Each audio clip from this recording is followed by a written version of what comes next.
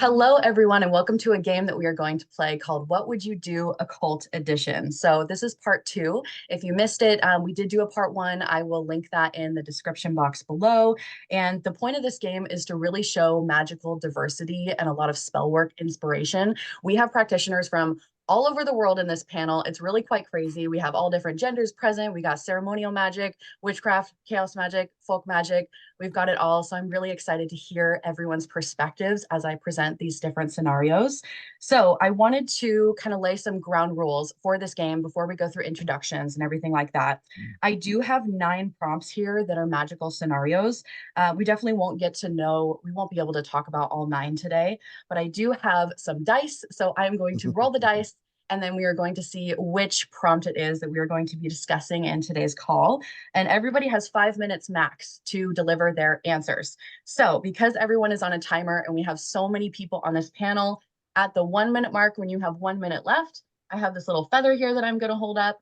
And then when time's out, I'm going to beat you with this crystal wand. Not really, but like this is your timeout and you better stop talking because the next person has to go. So here's a timer. Also, I just wanted to put a giant blanket statement on this because with a lot of these scenarios that come up, obviously we want to consider the mundane over the magical. And there's going to be a lot of instances where some mundane solutions really would be the best fix. But we are going to assume that with all of these scenarios, that all mundane actions have been taken. And we are just talking about magical solutions or spell work, inspiration, etc. So that is my giant blanket statement that of course you always want to consider the mundane over the magical. This is just a fun, silly game where we get to talk about spell work, inspiration.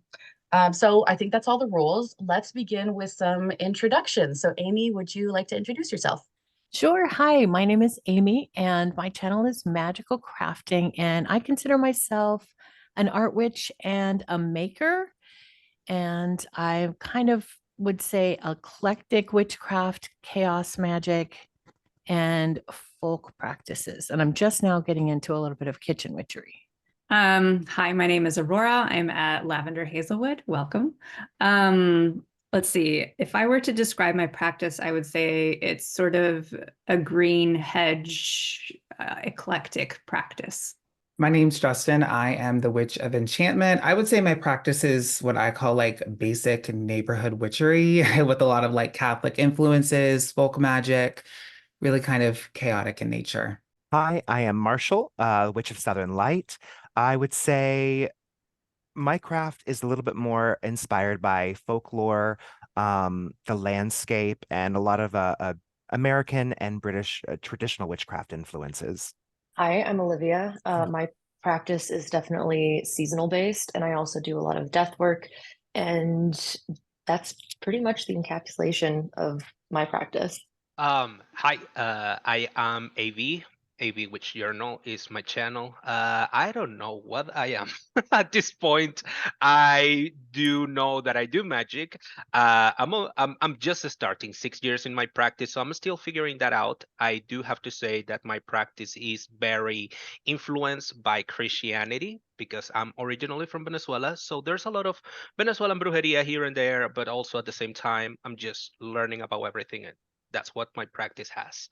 Hi, everybody. Thanks for having me. I'm Austin, Banexbramble on Instagram and other places. I am a self-professed folkloric witch living in West Central Florida, where my landscape has a heavy impact on what I do and what I practice, as well as my background in amalgamation of American folk magic as well as British folk magic.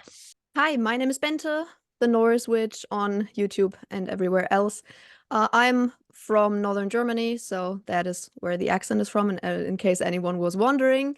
I'm originally from the Danish border, so that has had a lot of influence on my practice. So I basically, I would say, practice low magic in general, inspired both by pre-Christian Scandinavia as well as more contemporary Scandinavian folk magic. Hello, everybody. I am Aster. I am born and raised in Brazil, so my practice is very much rooted in Brazilian folk magic. It's a mixture of Black heritage, and a little bit of Catholic influence and native Brazilian influences. So it's just a mixture of everything through a specific religion that my mother's family used to follow, which is called Umbanda. You can find me on YouTube and Instagram, Aster Perpetua, and I am very happy to be here also representing South America. Hi, I go by Ysha. My pronouns are she, they. You find me as activist witch around. I was born and bred in Italy, but my heritage is Egyptian, so I try to put together those things and things of my adoptive land of Wales in the UK. I'm a fat, queer, autistic witch of color, and I'm an intersectional educator in my day life. So I try to bring the activism to witchcraft because they both are rebellion to the system. Hey, my name is Sanhre. I host the Order of Chaos podcast here on YouTube, and I also am the head teacher at the Order of Chaos Mystery School, where we focus on the convergence of science, magic, and spirituality. Hello, everybody. My name is Astra. I go by Astralogical on most of my social media platforms. I am a ceremonial magician who specializes in the grimoire tradition. My background mostly comes from the Golden Dawn tradition, although it's been influenced by a variety of grimoires. And so that's mainly what you'll be hearing me talk about today. And hello, everyone. I'm Ivy Corvus. What am I? I'm a chaos magician, first and foremost, is what I always say, but that also is like an umbrella term for everything else. I'm also a psychic and a witch, and I practice 1,000 different things. I have a history of Zen Buddhism that really influences my practice. And yeah, I'm just a hodgepodge of so many different things. So this will be really fun. Okay, rolling the dice. We're going to see what our first prompt is. Number 4.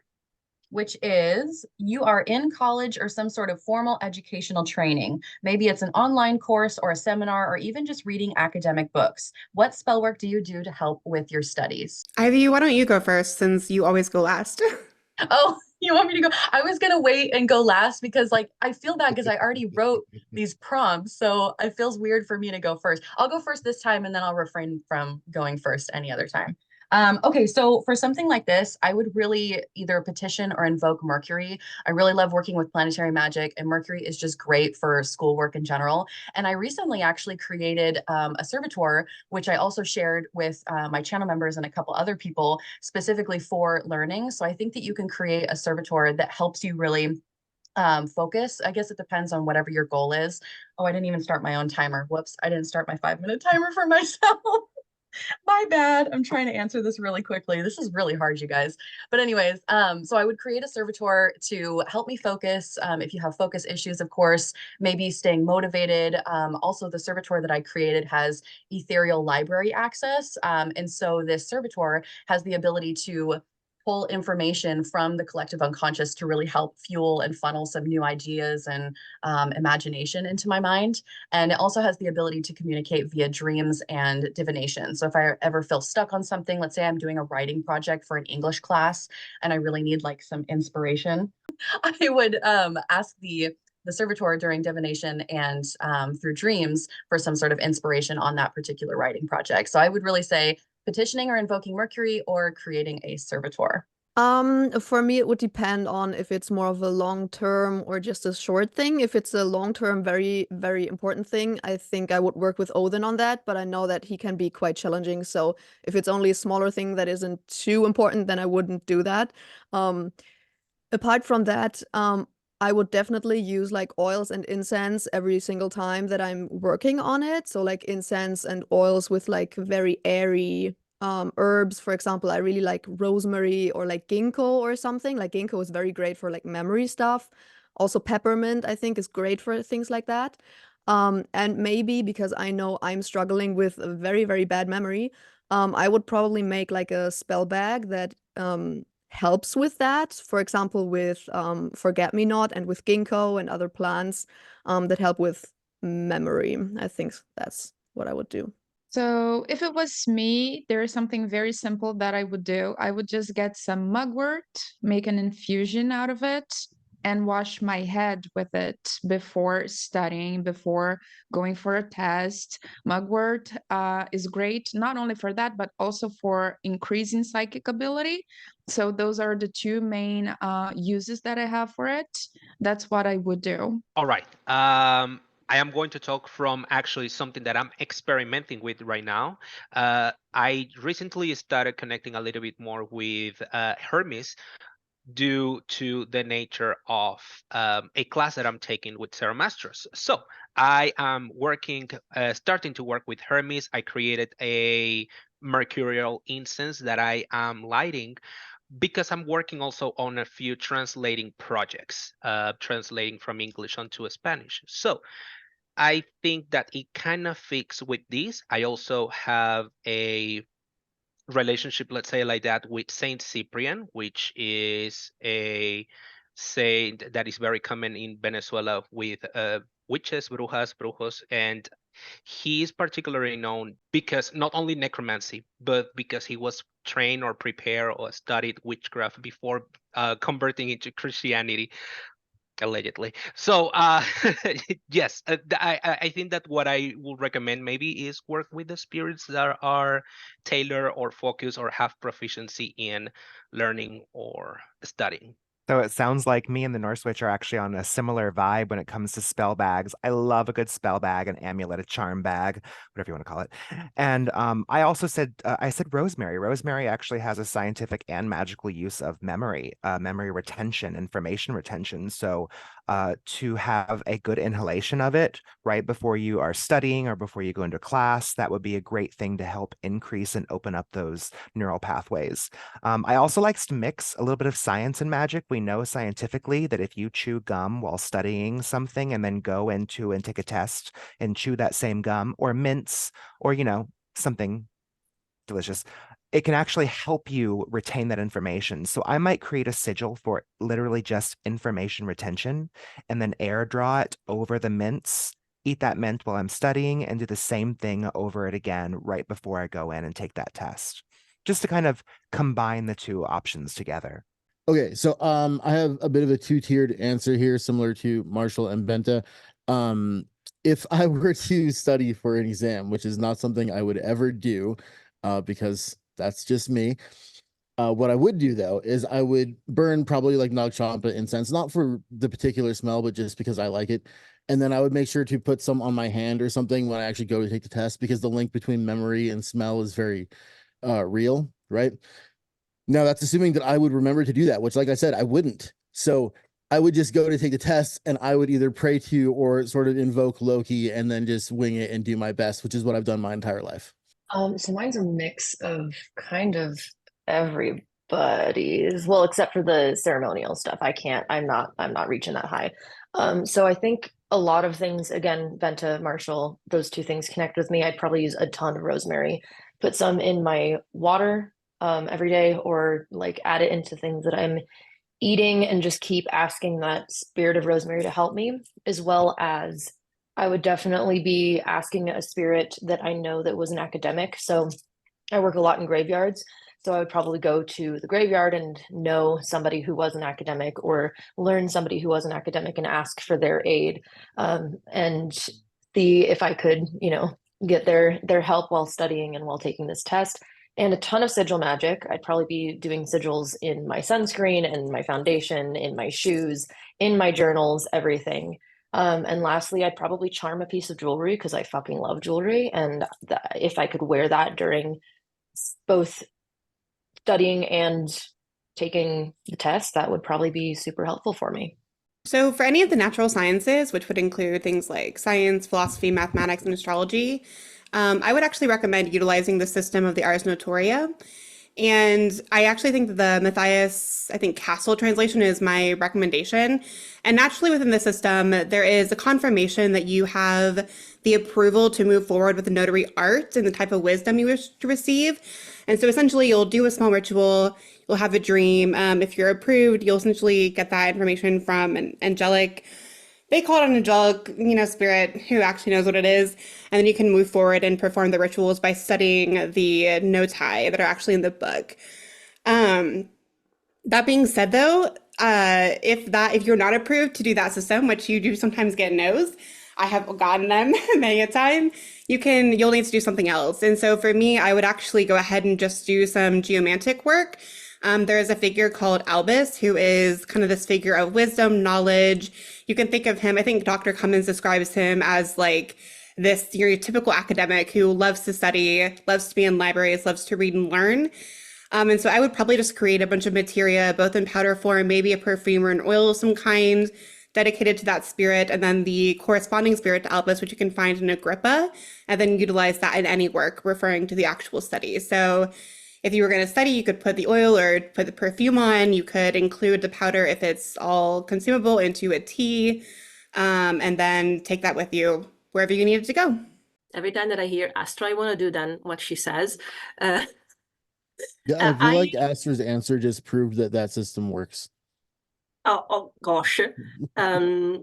I have got lucky a few times with spells based on tarot cards. So I would go either for a spell based on the Magician, which is connected to Mercury. Like, oh, what news? The Hierophant, because it's about learning, or the Eight of Pentacles. And I would bring the tarot card with me on the exam. You never know. Rosemary is my big go-to. I know a lot of people have already said that. I wasn't specifically thinking about, taking tests. I was just thinking about the actual process of studying. And I have a small altar that is kind of like a little portable altar that I made to Toth or Thoth. I would probably put an offering on that before my study session. And then I have like 11 rosemary plants around my house. I use it for everything, but memory is definitely one of the things that I would use it for. And I would probably just put some dried rosemary on my incense burner and like let that fill the room, or as an offering to Toth or Thoth, however you pronounce it. And I do like gemstones. I would maybe try to like use have fluorite with me for focus, or just any gemstones for success, because I think that's your ultimate goal, right? Is to succeed at what you're doing. So, I love citrine. I love amber. There's so many ones that are, that help you just kind of like support you for success. So, and sigils, lots of sigils. There we go. My answer is going to echo what a bunch of you have already said, and that is rosemary. Either put it in a tea and use a sigil to stir into it something about like memory or information retention or something. And then the other option I thought about was using the rosemary essential oil in a diffuser and having that going, and then putting the sigil in the steam that comes out of it. So those were the two things that I had off the top of my head too. I was too busy listening. I didn't even raise my hand. Sorry. I didn't even raise my hand. Are you first, Austin, or am I? I don't know. I wasn't paying attention. I was too busy listening. Ahead. To what we were saying. Okay. Go ahead. I'm not a studier. I just don't. I'm one of those lucky people who can just read and remember something, but I do like to use rhyme, and I'm kind of a weirdo. And if I'm reading like a textbook, I sometimes will just sing the words to myself.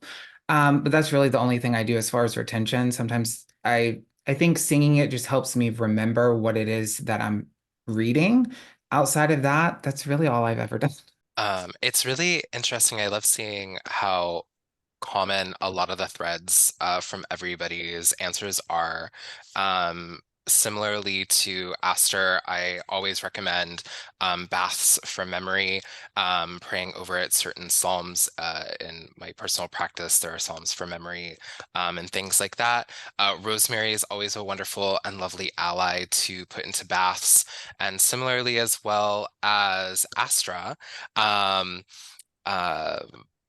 petitioning Albus, as I do geomancy as well, for the spirit of Taptartharath, who is the demon of Mercury, or the ruling spirit, depending on the text you read, to help you in that work. I always like recommending people who are studying things to chew mint, going back to that like mint things that Marshall was talking about, and being able to carrying tarot cards that have maybe been perfumed in mint, or have been even suffumigated in mint, rosemary, and marjoram, and marked with like the sigil for Albus on it, and sticking it like in the right shoe or in the right pocket. Preferably it would be closer in to the head if you could like wear a hat maybe, but yeah. I think I must have blacked out during my answer because as I was hearing you all talk, I was like, oh, I do that too. Or, oh, I do that too. There's so many similarities. But when it's your turn, it's like you kind of black out. And I don't know, maybe that's just me, but that's funny. I love seeing the commonality. I totally want to double down on the peppermint and the rosemary. Those two are definitely helpful for studying of any kind. Okay, so next prompt is going to be number 3, which is you have decided that this is the year. This is the year that you are going to be working on your psychic abilities to improve them. How would you use spell work to supplement this goal? Oh, I think I'm first. Okay. So this is actually something that has really helped me. I won't go into too many details, but I was lucky enough to take Jason Miller's Hecate class, and one of the things that we did do on a regular basis that I can speak on is the daily chanting. The act of chanting a specific chant with an intention 100 times a day, especially if you're using beads or something to chant with to count the amount of chants to at least do 100. It was amazing to me the way in which my mind, especially with some of the visualization techniques that I was being taught, started to build this, what I was calling my astral temple. When you can build this sort of mental place to go, and of course, I hope I'm not taking this from you, Ivy. I love how you have said mind palace when we discussed it on the podcast. Like this idea of building this mind palace, this astral temple, that is just a place for you and the spirits to meet. You start to kind of get a lot of detail. Are there trees? Is there sound of the ocean? What does this smell like? What is your surrounding? What comes to you in this place? What sounds do you hear? You'll start to notice these things in the process of getting into that trance while chanting an extremely small and simple phrase over and over and over again. So that's something that I like to do. I usually like to use my version of a rosary or a set of beads or a mala, just to make sure I'm getting at least 100 when I'm doing it. But usually by the time I'm going around once, I don't care. I'm drifting off. I have a mission. I'm building relationships with the spirits that come to me in that place. And that, I think, is really helpful for spell work, because when you do that a bunch over and over and over again, you really get to a place that you can get into that shifted brain or mindset to cast spells, to do magic, to kind of connect with your familiar spirits. I feel called out because I am in that year. So I can tell you what I've done so far and how it's going. Mugwort tea, not to repeat, but that's good stuff. I go to sound baths, which is sort of a non-guided meditation. And usually we have mugwort tea before that. And the first few times nothing was happening. And then when I just didn't have expectations, weird stuff started to happen. So I would advise not to put pressure on yourself. Like you have to get nothing to then realize that there's something coming. There's also, like, I don't need to say, but I'm thinking specifically of one spell that you do on the full moon that comes from Psychic Witch, but that entire book is about that. So that doesn't need saying. And yeah, Mugwort, spending time in your own head to differentiate what's you and what might not. Look into stuff like Psychic Witch or Keys to Perception by Ivan Domingos Jr. Yeah, that kind of thing worked. So far. Worked is a strong statement. Is doing stuff. Is doing stuff. So yeah, I don't want to repeat myself, but I agree with Ysha. Mugwort is a great herb for developing psychic ability. And also rosemary, I found that is useful if you burn it. Sometimes, like last year, I ran out of mugwort and I discovered rosemary could be a substitute. Personally, I prefer the tea rather than burning mugwort. I think the tea is stronger. And then meditating. I love the idea of using beads. I haven't done that. I have to give it a try. And just spending time with yourself. I find that drumming sounds help a lot to get you to a different state of consciousness. The hardest thing is finding the discipline to go back there frequently in your routine in the capitalist society, but that's something for us to figure out how to do. So that's the path. You start from there, and you will be amazed how far you can get. Yeah, I definitely don't want to repeat like what has been said, but to an extent, yes. Repetition is important. I think that repetition of mantras. At least 2 people in this room, I have come to you to ask, how do you connect with the spirits? So I'm not going to pretend here that I speak with them and like they talk with me and we chat about golden girls. That doesn't happen. That doesn't work on my end. However, right now, this is the year where I'm focusing even more on expanding those skills, and meditation is a big thing, but also I'm going to latch a little bit. Again, I'm receiving classes with Sarah Master, so I'm not going to pretend that this comes from me. Sarah emphasized a lot on you need to have time to get bored. You need to spend time in your boredom. Meditation is important, yes, but we are in a society and in a world where we are receiving constantly a lot of information. We are receiving a lot of stimuli, and we need to first go into that place of silence, and from there drive onto that meditation, and that's what's working on my end. Meditation is a big thing. The spell that I did, I made a psychic oil. I love making my oils. I'm right now learning a little bit more about incense, so every single time that I can make something for myself, I will. I make a psychic oil with mugwort, lavender, and other herbs, and that's what I put on my forehead and my hands and in the sole of my feet when I'm meditating, trying to expand a little bit more of that energetic body. I guess that will be my response. Yeah. So funny you should ask. I did something really similar to this when I actually began learning how to scry.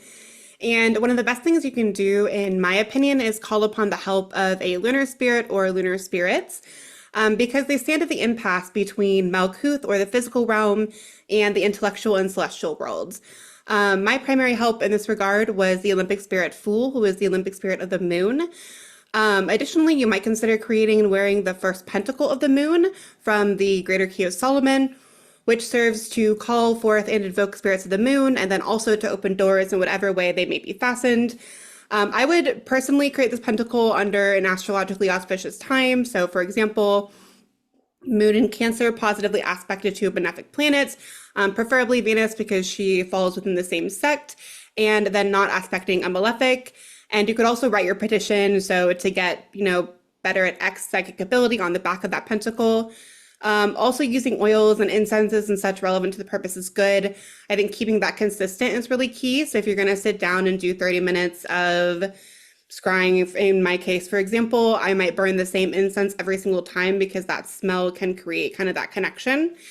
If you're also practicing with an implement, so as I was in my example with the scrying mirror, I would actually consecrate it to the spirit that I intended to work with. In this case, that was Fool and Archangel Gabriel for me.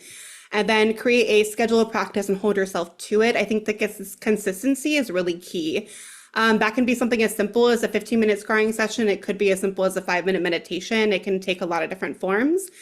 If you're concerned with having the discipline to consistently practice that kind of stuff, I would actually recommend then also including some martial or Saturnian spirits to help. Martial in the sense of keeping your regimen, Saturnian for this idea of long-term discipline. And then there are also books that will help you with various psychic abilities. I think Psychic Witch was mentioned. For scrying, I think Tyson's Introduction to Scrying by Llewellyn is a pretty classic text. Have Diane Fortune, she has a psychic book as well. And so there's a lot of text you can read in addition to that.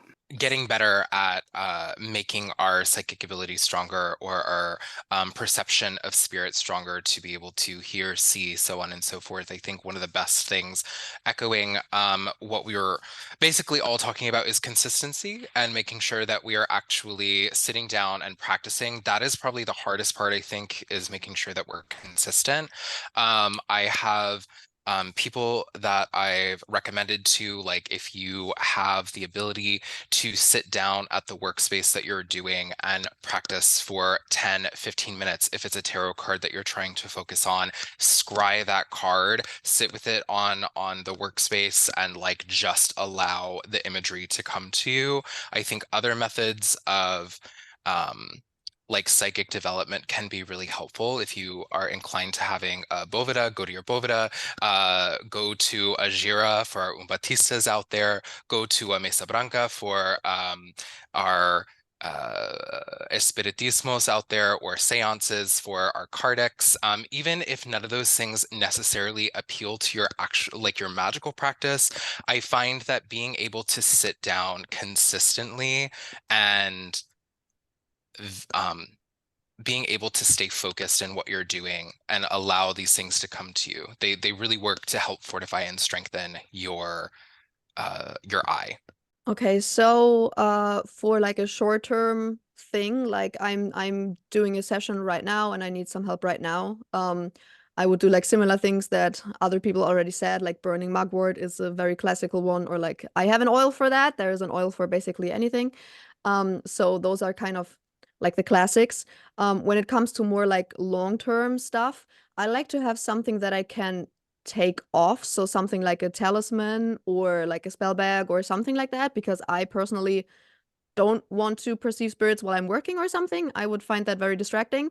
So something that I can take off would be nice. So for example, if it was like a spell bag, then I maybe would include like yarrow, ground ivy, again mugwort, cat whiskers or something like that. Of course you can always like make a bind rune or a sigil and put that in there and stuff.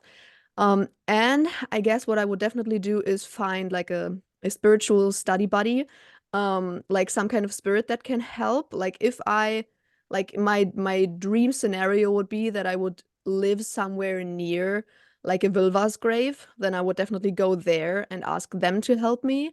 If that's not possible, then maybe I would try to acquire a spiritus. Like there's literally a thing in Thraldom where you literally go to the crossroads and take out a fishing rod and like fish for like a helping spirit. So yeah, that does like one specific thing that you wanted to do. So maybe I will try to fish for a helping spirit that will help me study and increase my my psychic perception, so that I can just try things out with the spirit and the spirit can help me with it. So in terms of developing psychic awareness, I think one of the first things that anybody would need to do is first to remember that everyone has psychic awareness already, and that one of the biggest blocks we all have is the discernment between a psychic awareness and your own anxiety or your own self-doubt. So what I would call bookmarking each of those, right? What feels like anxiety, what feels like intuition, and when am I doubting myself is incredibly important. You can practice this through tarot on your own, right? Then also, it's very, very important to become aware of and to manage your own auric field, because your aura carries information, not just energy. And so when you're in contact with somebody else and your field is in contact with theirs, there's information exchange happening, right? And that's when having that understanding of what is my own anxiety versus what is my intuition becomes very important, because that's when that is happening. So yes, it's a process of developing a skill and flexing a muscle, but it's also a process of removing blockages, right? Now, in terms of flexing the muscle or gaining the skill, what I do is resonant tuning. So I will put on binaural beats in like a gamma frequency, and then I will ohm or hum along with that to vibrate my pineal gland, right? Which is, to me, that's like flexing the psychic muscle. This is something I do for like 3 or 5 minutes a day in context with also just managing my auric field. And then practicing tarot. So to me, that's the whole kind of set of developing psychic awareness right there. And then also, of course, you need to go out into the world and practice this and journal about it and write down when you have success, when you don't have success. I actually did do a spell for this, and the spell I did was I took a key. You can use a key charm if you want to. Just hold it in your hands and imagine a door to your psychic abilities opening. And then you write a petition out to a spirit, a god, whoever you work with, and ask them to help open up this door. And then you roll it up, tie it with a red thread, activate it by putting your breath through the knot on your last knot, tie the key to it, and then you can wear it, or you can put it on your altar or put it in a spell jar if you like. It's a very simple spell to help with this. For me, this year is more of a year for intuition and dream work, which I think is close to the question. If I was going to do a year straight up hard psychic work, I would crack open Matt Oren's book. But for dream work this year, I made a spell bag, but it was more of a pillow, and it goes under my pillow that I sleep on every night, and it has blue, lavender, mugwort, and blue lotus flowers in it, as well as a few other things. And it has a petition for my dream work to be successful, because this year is the year that I am working on trying to get messages from my dreams to understand what I should be doing intuitively during the day or for the year, basically. So that is what I do. And I also have a spray.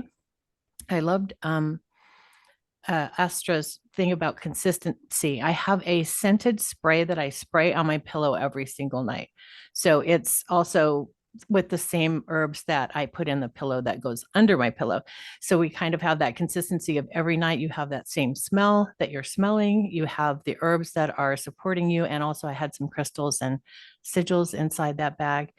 And yeah, it seems to be working really well so far for the first 5 months. So that's what I would recommend. And I also love Sanhre's mention of the self-confidence, because if you go into this not believing that you are going to get anything out of it, then you won't. So it's also going to, for me, it's going to sleep with the knowledge that I will have a message in the morning. I agree. You have to kind of create that space to allow it to happen. I'm someone who is very analytically, like the way I think about things. So I find myself doubting a lot. So this year I've also been trying to just allow and carve out that space consistently to allow whatever's going to happen. I also have been delving into the dream magic space and applying psychic oil and really communicating with familiar spirits to get those messages, and just allowing whatever comes through to just believe that it is coming through and I'm not necessarily creating it on my own. Or even if I am, that is, the message is still valid. So that's a big thing that I do. Mugwort is a big proponent of that. And just believing that my experience that is happening is actually happening and I'm not just making it all up. Consistency of key and journaling literally everything. I have a different approach. I don't believe anything that I'm doing, to be totally fair. Like a lot of the time, I mean, like I do, but I'm when I'm doing it, I'm like, this is all bullshit. But then I get results, or I get answers.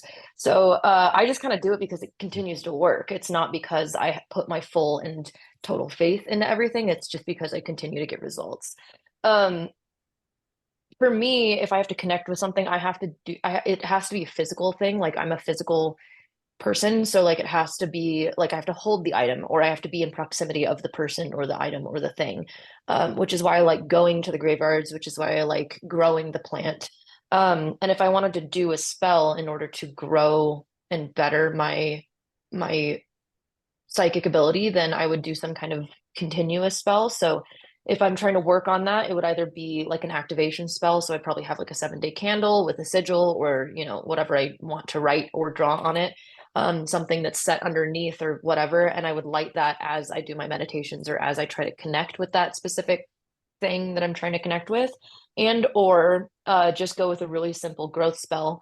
So I'd probably use some kind of like plant and like plant it with a sigil or with that thing, or with that idea, and as I take care of that plant, I am continuously growing the thing. I'm growing my psychic ability or growing whatever I want to grow.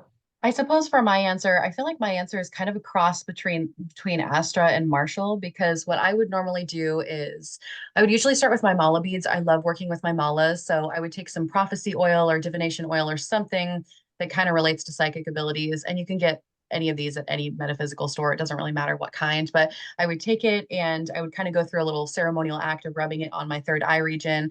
And then I would have some sort of mantra or some sort of intention phrase that relates to my psychic abilities. And on my mala, I would go bead by bead, saying that intention phrase over and over again until I kind of slip into an altered state of consciousness. So that would be my number one. And my second one is working with the moon. Like Astra said, I really would try to either petition or invoke the moon, or maybe even create a sigil by using the moon grid. Anything doing things by the, creating a talisman and then charging it under the moon. The moon is just so great for enhancing psychic abilities. So that is what I would use for that. Let's see, do I have any other ideas? I think that was mainly it, is just working with the moon, creating a talisman, sigils, the oil on the third eye, and all that stuff. But I really liked hearing all of your guys' answers. Also, just to say, nobody has gone over the 3-minute mark. So we're doing really, really well. You guys, that's amazing. You can also talk longer if you want to. Okay, next prompt is going to be number 7. You come across a new plant spirit you want to work with. How do you start this process? And in what ways do you incorporate this plant spirit into your spell work, if at all? Okay, I think I was the first one. Okay, I'm obsessed with plants and plant spirits, so I do that a lot. So I have like this go-to thing that I basically work through whenever I meet a new plant spirit and I want to start working with it. So first of all, I would avoid any kind of magical herb books because I want to make my own connection and I don't want to go into the connection thinking, oh, this herb is for this. Of course, with some, they are just well known, so you will know something. But if it's something that is not as well known, then I would definitely just avoid any kind of books at first, and just try to perceive the plant physically, like look at it. How is it growing? How is it behaving? Does it do any fancy stuff? Where is it growing? What does it like smell like, taste like, if you can consume it, things like that. If you can consume it and see what happens with you. Anything like that, like any physical stuff. And of course, take note of that. Next, I would approach the same thing basically from a more spiritual perspective. So I would sit down and like talk to the plant. Of course, I would try to do everything like that with the living plant if it's growing around me. If it doesn't, well, you can try with the dried one, but of course, it will be much more effective with the living plant. So I would just sit down with the plant and try to commune with it and like give it an offering, talk to it, and then try to see what happens and what you perceive more in a like spiritual sense other than physically. And then like the last step would be to do some research on it, see what other magical practitioners are doing with the plant, see what medicine has to say about the plant, see what folklore has to say about the plant, any folk names, things like that. I kind of feel like we can like draw on different kinds of sources from that. Like I definitely really like to look at the medicinal uses of plants, for example. So yeah, I think that is what I would do. I think for me, if I can grow the plant, that's always my go-to. So that teaches me so much. Like if I can grow it from seed, or at least I'm going to try, that always teaches me so much about the plant and gives me a really, really good relationship with it, even if I don't actually like directly work with it. I had a seed that Marshall actually gave me that I grew last year, and it was an experience for sure because it was a plant that I'd never directly interacted with. I had only like seen, kind of like in passing, but growing it, I think I learned so much from it without even actually having to use it in any spell work. Or if I couldn't grow something, I'm a botanical garden girly. I have a membership and I will go all year round. So if they grow it, then, which most likely there's a lot of plants that they do grow, then I'll probably just visit at least every season that happens for me, because again, I'm a seasonal practitioner, and watch this grow. I'll probably do a lot of research of just the way that it grows and how it disperses itself, just all of those things. So again, what Benta said, I try to avoid magical things and just focus on how the plant just is naturally, and that tells me so much more than I feel like a Scott Cunningham book is going to tell me.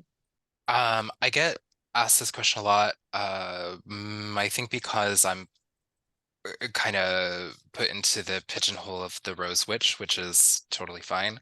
Um, and one of the main ways that I think we can deepen our experiences with our plant spirits when we are beginning on a journey with them, particularly if the goal is to have like a lifelong journey. One of the main things that I'll do is kind of going off of what everybody said. Also, Olivia, I also love that you have a botanical garden membership. That's goals. They're so beautiful, but I think growing it from seed is best to a lot of perspectives. I don't mind starters. I think they're really great. And then eventually, after a year of growing it, preferably about the same time, if it is a plant that, as you had said, is ingestible, being able to take that and fasting for a time, if that's if you have the ability to do so. I find in a lot of traditions around plant medicine, or even just plants in general, like taking something into the body, it's often preferred that you abstain from meats or like plant taboos that they are can be very affrontal to, and that includes like making sure not to wear like iron jewelry or things like that. And then taking that plant into the body through ingestion, through smoking, or through transdermal ingestion, so like salves or things like that, and having a communication with that plant, and then learning certain things about the plant, whether that be charms, songs, sigils, so on and so forth.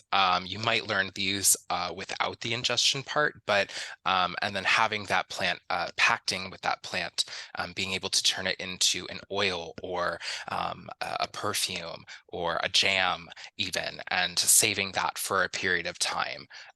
But the purpose, I think, at least in the example I'm giving, is to pact with it for a lifelong period. I feel like I'm seeing a really common thread here I also very much agree with. I like using all five of my senses, obviously a sixth as well, but I mean the five general senses are really important to connect with the plant. So if it's safe to ingest, yes, then taste it. Maybe put it in your food, maybe use a tea or a potion. But I also am really big on smelling it. Feeling it in my hands to the touch. I know this is kind of silly, but like listening to plants, especially while they're still growing out of the ground, it's kind of funny. I have a datura plant that I regrow every single year on my patio, and there's so many aspects of this plant that while I'm not ingesting it, I'm not drinking a tea with it or eating it anyway. The smell of it is so fascinating because I'll notice when I rub my finger on the stalk, it smells like peanut butter. And it's supposed to be made as a deterrent for other pests. When I feel the leaves, they're furry. They've got this light cilia or hair on them that if I'm really close and I have that leaf to my ear, you can hear the sound of these strokes. I mean, it is an extremely multifaceted plant. So for me, I built like an extreme close relationship with datura. Living in Texas, especially, it's beautiful in our climate. And it's such a manipulator that it can be touched by all five senses because there are technically safe, I don't want to go into ingestion, but I also really like Doctrine of Signatures. Doctrine of Signatures is a really old way of looking at medicinal herbs, but I like to use that much more for magical. So like there's a really popular weed in the spring that grows here called shepherd's purse, but the folk name for it is mother's heart because the seedlings literally looks like a tiny little heart, and they're great for medicinally. They're actually great for inflammation, the roots, the stalks, the seeds, all of it. So I actually use it in healing medicine, and I consider it to be a very comforting, heartfelt plant. So that's why I look at the Doctrine of Signatures. You can also look at planetary alignments, things that are super viney that take over a yard. That's more Saturnian. Things that have a lot of dual purpose or transitions can be very, like dandelion can be extremely mercurial. Things that have big white plumes like moonflower and also datura can be more lunar. So you can start seeing some of these connections, and then when you know the planet they're aligned with, that's how you can start to denotate those magical associations. So for me, I agree with Olivia when it comes to growing your own plants. If you can do it, it makes totally the difference, because seeing how the plant grows, how much of it grow, if it is fast, if it's slow, it will add a lot of information. But also, I would say that paying attention to your surroundings is very important. Discovering what plants are around you is fundamental. And I have a little story to share. A while ago, I visited a pet cemetery in a neighbor town over here in Ile-de-France. And I was amazed to find a plant, a big bush of a plant from my childhood. I didn't expect to find that in France. It's a plant, I Googled it real fast here. In English, it's called Mirabilis. And I don't know if you guys know about it, but it's a plant that has some medicinal aspects to it. My mother used to cook it in olive oil to treat skin problems. I have used it as a child for skin problems. And now I have it here because I found the plant at a cemetery. I took some seeds, all of them sprouted, and it's just a joy to have it here. It really connects me to my roots, to my family. So it's part of my ancestral journey, ancestral meditation.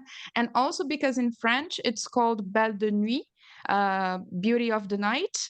I am also finding a connection between this plant and moon energy. So take a look at your surroundings.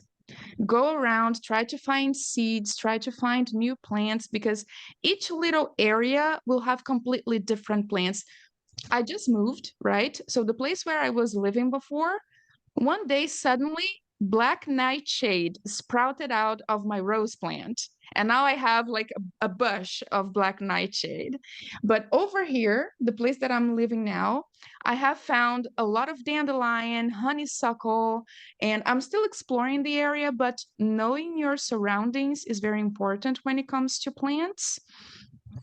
And to build good connections with them, with the spirits of the plants, it is nice to offer something to them. And my go-tos are tea candles, because they're tiny, they have a little container, so it's safe, and also water. Water is very underrated when it comes to magic in general, so to keep in mind, little candles and a little bit of water go a long way. I actually love to hear the offering aspect, because that's what I do. And I'm going to say something that is gonna ruffle a few feathers to witches. I'm not going to say that I don't care about plants, but I love a good dry plant. Okay. First of all, I am a cook. I'm a traditionally a professionally trained cook. Practically since I'm 15 years old. So my connection with plants is this useful for me to eat? I'm a big boy as well, so I'm fat. I like to eat. So if this smells good and tastes good, I'm going to add it to my food. Now that I'm married, that my husband has a lot of plants that they look nice, but I'm like, okay, what do I do with them? Nothing. You are supposed to care about them. Okay, cool. Is that I'm starting to dive a little bit more on connecting with plants and all of that. So again, my experience with plants is very recent. What I like to do, there are plants that cannot handle alcohol. Obviously, I don't recommend you to offer a lot of alcohol to your plants. But when I'm working with dry plants, specifically plants that I can use for food, I like to put a couple of drops of alcohol on them, just to as an offering. Hey, you are going to work for me. I'm not. I don't like to say that I do kitchen magic, but in my family, there is a common tradition with food as magic on itself. So that on that aspect, I like to feed the plant before I use it for my recipes. Hey, I know that you are going to do this for me, so I'm going to give you this as an offer. You are helping me. I am helping you out. I know that you are here alive and all of that, yada yada. What I am starting to work on is to meditate with the plant. I have quite a few plants at home. I have a peppermint, which I know that a lot of people say that peppermint can be even invasive, but I have a terrible hand with plants. Everything that I touch gone. So I'm very happy that this girly is growing so well. And what I do is simply sit down and I try to meditate with her, like, hey, here I am. You know, I care about you. You know that I do it my best. Thank you for not dying on me. And because again, my skills with the spirits are not that huge. What I like to start doing is a little bit of tarot, like, okay, what is your buy, what do you have to offer? But on my end, when it comes to talk about working with plants, I do like to focus a lot on the scientific aspect. What properties does this plant has? Is this plant good for pain? Okay, I will use it for healing. Or is this plant like yeah, has antibiotic effects? Okay, I will use you a little bit more on the defense type of side. Is this plant thorny? Okay, I will use it more for my baneful magic, and so on and so on. But a way that I connect with them is definitely with the offering aspect, the meditation aspect, the tarot aspect, at the time to know what they are trying to say to me. And kiss a lot of ass. I tell them, hey, you are beautiful. You are looking gorgeous, darling. Yes, go off. Like, keep like this. That's what I do. So I love that Marshall touched upon the doctrine of signatures. I think that's a really wonderful thing to start associating plants with their planetary aspects, for example. There's other considerations, such as looking into their folklore, looking into their medicinal properties and things like that. I'm not going to touch upon it too intensely because Marshall did a wonderful job of that. But the other thing that I did want to mention that is maybe more specific to my background, besides like observing and watching the plant in its environment, which a lot of you have touched upon, is doing some alchemical distillation of a particular plant. I'm always very surprised by how much I can learn by distilling a plant into the 3 primary properties, the salt, sulfur, and mercury. Even things like what is the color of the oil of the plant, or perhaps of the steam of the plant? What does the hydrosol smell like compared to the oil? What does the plant matter that is left over look like? And you can even take that steps further by doing calcination, burning it, and seeing if there's like a color left behind. A lot of those things can also influence how I think about the plant and how I might use it magically. Something that Austin mentioned was ingestion, and within alchemy, there is this aspect called creating an ends tincture, where you go through the process of distillation, you purify each of the components, and then you essentially put them back together, and you have this kind of purified compound that you can then ingest and see how it impacts you in your body. Generally, within alchemy, you would do this if you felt like you were perhaps missing something or off in relation to a particular planet. And so they have what they would call planetary ends, but I think you can do it with any plant and see how it affects you in its more quote unquote purified or perfected form. And so that's something that I really like to do with new plants if I'm considering working with them, is to just really break them down and then observe that and incorporate what I see with maybe some of the planetary aspects. Yeah, that's everything. I probably don't have much to add that hasn't been covered already, but I do want to echo that I feel that just by caring for whatever plants that I have, with fertilizer, with water, the water is, I think, a regular offering that I'm always making to the plants, just to keep them alive, period. So I wanted to say that, and also echo what Marshall was saying about using the senses, the 5 senses, to really get in tune with them. And I too have a strong connection with scent.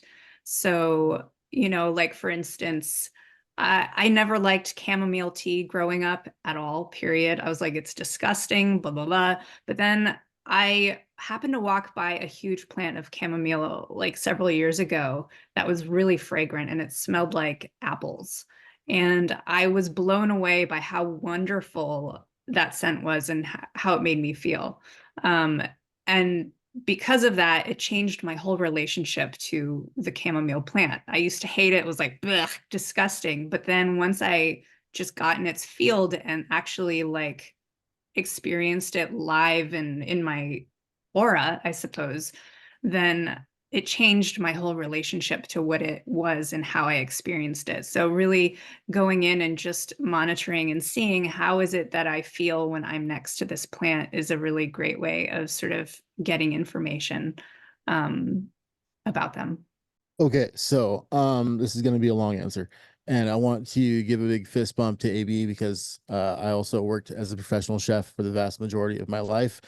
So that's where this answer is going to come from. I worked in fine dining, and in that world, you can't just know what basil tastes like and say, okay, we're going to put basil in something, right? We would grow most of our own herbs, and all of the cooks were required, at least all the senior level cooks were required to go, let's say we had 2 basil plants in the garden, right? We would label them number 1, number 2, because they're not the same. They're not going to have the exact same taste. You got to know which one is which. So in terms of plant spirits, I think it's important to understand that there's an overarching spirit of like a species of plant, and then there's the individual spirit of these individual plants. And what we would do in these kitchens is just go out there and eat a basil leaf and then just sit for 5 minutes and meditate. And this is before, this is when I was a kid. I've been cooking since I was 15. I wouldn't think of it as meditating. I would just sit there and think about, what does this taste like? What's it going to go good with? What can I not put this with, et cetera, et cetera. So there's a lot of meditation involved in there and just getting to know the plant.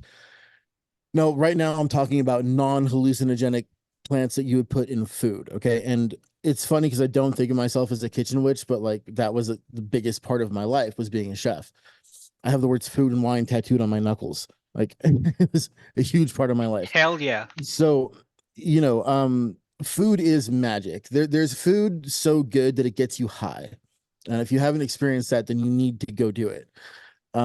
Gary Danko in San Francisco, best restaurant I've ever eaten at. Anyways, so there's just the experience of ingesting a plant and thinking about it and connecting with it and seeing what memories it brings up for you, what feelings it brings up for you. And then I would, like, I think everyone is saying, just fuck the books, like get rid of that, like have an experience and see what it brings up for you. And then you have your personal correspondences. Okay, that's for food. Now over here on the other side, the hallucinogenic plants, marijuana, psilocybin, ayahuasca, these sorts of things. These are real world magic potions. And I think in the world of witchcraft and what we talk about, people always think of potions as being sort of like that's Harry Potter, that's fictitious, but it's not fictitious, because these plants, these compounds, in a limited time for a limited space, facilitate a direct connection to the spirit realm.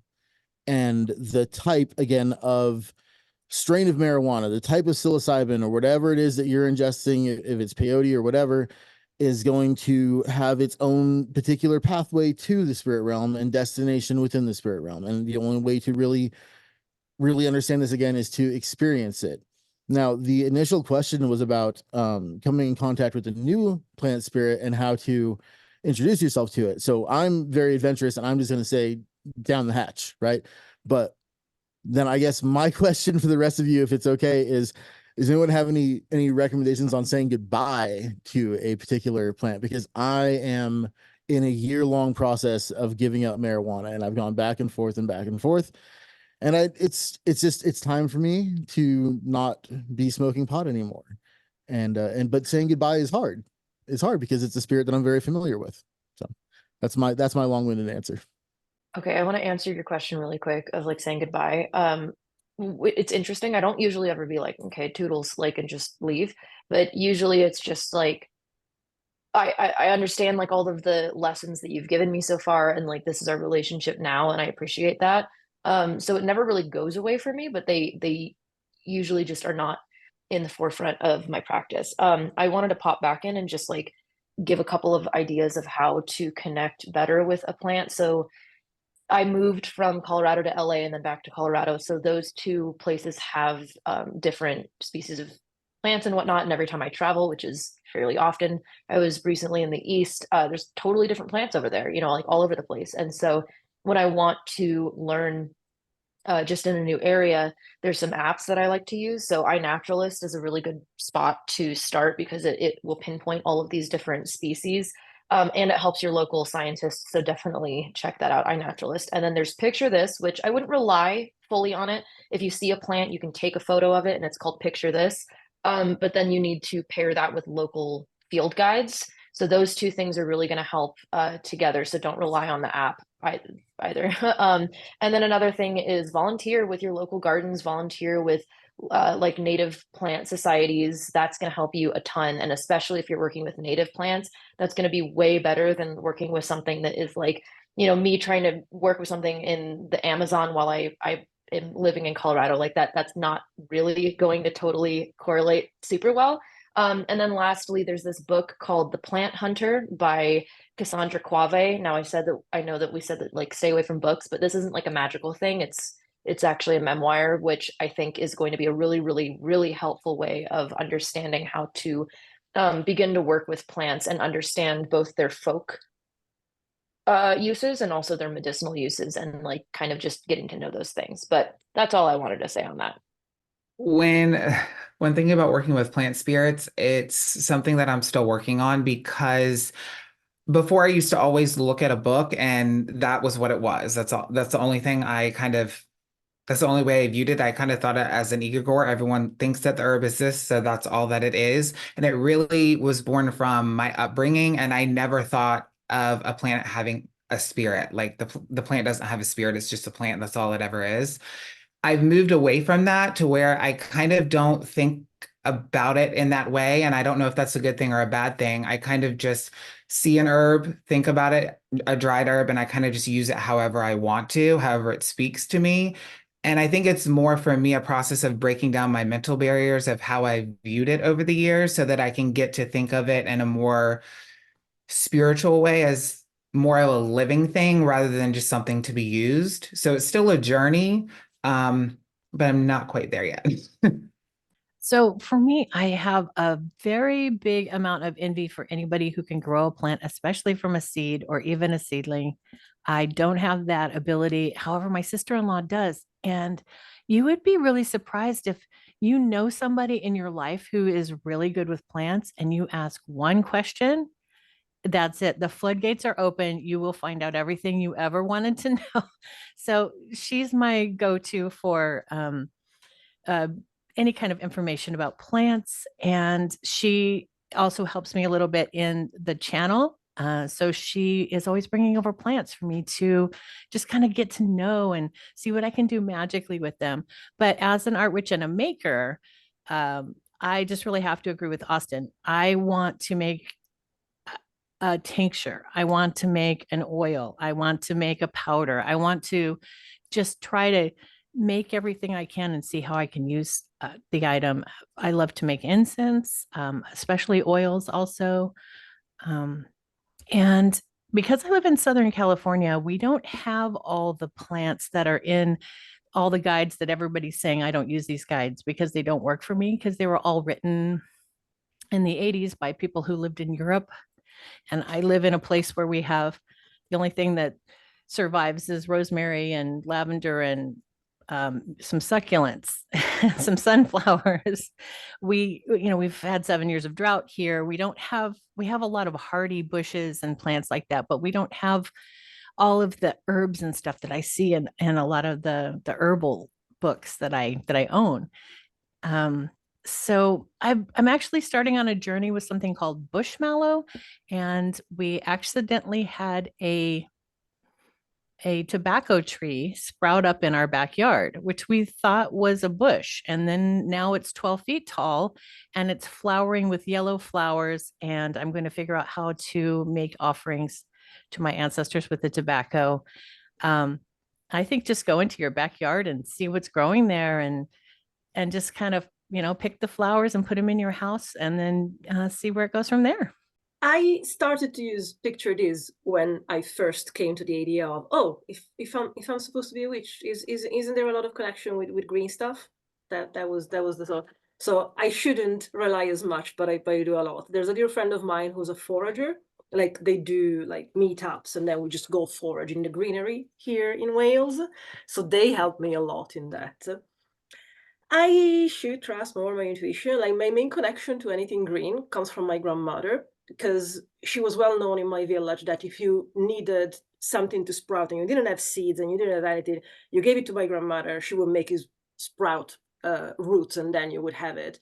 There are peach trees in the garden of my grandparents' house that sprouted because my grandmother threw the stone of the peach. That's just what she did. So anything that I do greenery, I think makes me feel closer to her rather than anything else. Recently, I went into, I don't have a backyard, I don't have a garden. I have a piece of cement where I can put my bike, that's it. But I got a lot of pieces of like the little pots of lavender that my local grocery store had last year. I got a fucked one because they had them and they had it for like £1 each. So I got all of them. Lavanda angustifolia died immediately everywhere. And I was like, okay, I'm accepting this.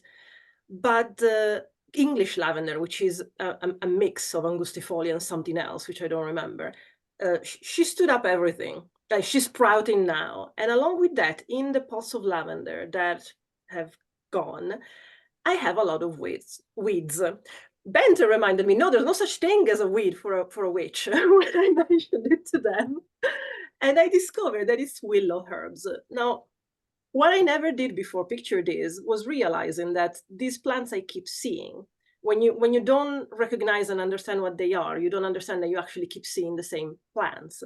So since last year, I got a thing for butterfly bushes and now willow herbs, which are sprouting everywhere. So next time that should I do a prosperity spell, rather than going for basil, and I kind of understand why basil, like the way that it grows and it has multiple leaves. Yeah, I can understand going to basil for prosperity.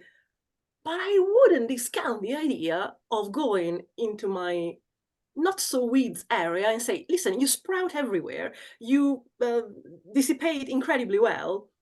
I reckon that you do something about multiplication of things. But these things like occur to me weirdly. And I'm like, am I noticing this because I'm doing 1+1, or is it my intuition and then you've talked to me? So I usually work with plant spirits. Like when I'm first starting to work with a plant spirit, I have 2 phases and they're not necessarily in order. Sometimes I'll do them different, doesn't matter. Phase 1 is usually when I'm just trying to get to know that plant spirit for its innate energy without my influence. So this is usually where I'm growing the plant myself and I'm watching its life phase, that whole thing. And then phase 2 is really where I'm trying to see how my spirit interacts with the plant spirit. And that's when I'm making tinctures or I'm putting it into a ritual bath or I'm ingesting it and seeing how my body responds. But I recently started working with poppies. So I've been working with poppies for a while in spell work. I've been working with dried poppies, and poppies, first of all, are amazing for like causing confusion and a ruckus. The way that I would describe poppies is kind of like, ha ha ha, fuck you. Like that's the energy of poppies, where it's very much like, I'm gonna fuck you up, but then I'm gonna laugh all the way home because you look ridiculous. So I really love that energy. And so I wanted to grow poppies myself just to get a little like a deeper connection because I'd only ever worked with dried poppies. So anyways, I'm growing some by my front door to cause confusion. So anybody who comes by the front door is gonna get a little fucked up in the head. But anyway, so these poppies that I've been growing, what I've noticed that's really, really interesting is that my poppy plant flowers so fast. And then it also, once the flowers open, it goes away really quickly. It withers after like a day. And so that kind of leads me to better understand the plant and why it's so great for quick magic and why the results also are not long lasting. Because when I've used poppies in the past, it's very, very fast. I mean, I get results almost instantaneously, but then it also goes away and there's not that much of stability to the spell work. So growing the plant and actually watching it flower and understanding its life cycle gives me so much more insight into the plant spirit. So yeah, just kind of want to double down on everything that you guys have been saying. Okay, so Marshall and Olivia had to take off. They have prior engagements. So we are going to continue on with the next prompt, which is going to be number 2. So you're feeling like you're in a constant swing of bad luck. You want to start turning things around and experiencing good luck for a change. What do you do? Sanhre, why are you laughing? Because, okay, so my answer to that is I call you. Oh, me? I got you. All right. I guess that I raised the hand first. So as a non-professional full beginner witch, my experience. Okay. What I do when I'm having bad luck. Number 1, I try to look at what dumb shit am I doing, because I have my moments. But I typically take an approach of cleansing, reversing, road opening when I'm having a big streak of bad luck. obviously, I know that we are starting all these prompts taking in consideration that we are paying attention to the mundane, but I also want to focus on that. When I arrived to this country, for example, I did have a big streak of hardships, not necessarily bad luck, but it was hardships. But it was because I was an immigrant, learning the language, no money whatsoever, like in a process of getting, the necessary documentation to be able to stay here in USA. My circumstances were not the same as regular people. So I was not in a place to say, oh, the gods are looking down on me. It was that I was in a very harsh circumstance. Yet, what can I do to ease the process? As I mentioned, the first step, heart cleansing. Typically, what I do if I am having a streak of this type of issues is a heart resetting bath 9 days in a row. Whichever necessary herbs you consider. I have the mentality of the smellier, the better, to scare away anything that might not necessarily might be lurking around. After the cleansing is the reversing. 9 days of reversing candles, or simply taking an X condition that you want to reverse, writing it down and putting it upside down along with prayer. Again, Catholic influences, so a lot of prayer, a lot of Paternoster, calling Virgin Mary. I have my own opinions in regard to Christianity, and yet I get along with Jesus and Mary. They are cool. So that on that. And the third part is the road opening. If there's any particular situation that I need to clear, then the first two spells are focused on me and the energies around me, and the third part of the spell is focused on the circumstance, what I need to open or what I simply need to get rid of. For road opening, it depends, I guess, of the traditions, but typically what I like to do is to create a something with the name of that situation and simply burn it or cut it in pieces along with the necessary rituals and spells. I guess that's my response. Yeah. I feel you, Abby, like going back to what we know, and the odd prayer might have escaped my lips as well in hard times. That being said, so one of the most effective things that had happened to me was also to take into consideration what kind of year is this, because usually my worst strikes of bad luck when I do my calculations end up to be in tower years for me. And last time was 2022. Which is also when I came to practice. One of the best things that I've come across and that started to at least stop new loads coming to my side and that I built was something that Astra suggested to me. Like back in the day, I didn't realize, but I was in a Discord and Astra was there and I was like, okay, a lot of stuff is happening. I think I might have cast a circle, maybe it wasn't well protected. My wife started to see things. I think I need something here. And Astra was like, very simple. Okay, I have a solution with Psalm, I want to say 12 and Angelica. And you go around the house, putting Angelica in all the corners of the rooms, and you recite Psalm 12. And because I went full throttle with the Catholic in me, X, I recited it in Italian. And admittedly, I can't, I literally went to the Discord to find the date. And it was late October of 2022. Bad stuff and sort of stopped coming on top of it by mid-November. And then by the February next, which was my birthday, and then I went into my next year, it was indeed a star year, it started to chill. So the Psalm and the Angelica is simple and very effective in my experience. Thank you, Astra. You're welcome. A luck and like diagnosing problem is something that's very nuanced and in my opinion is best sought out to get diagnostics done or divination done to see like, is this someone throwing work at me? Is this the problems that life gives. Is this a spirit that I've irritated in some way? Is this something that I haven't done that I said I was going to do? Is this ancestral? So on and so forth, right? So the first thing that I would always say is getting divination.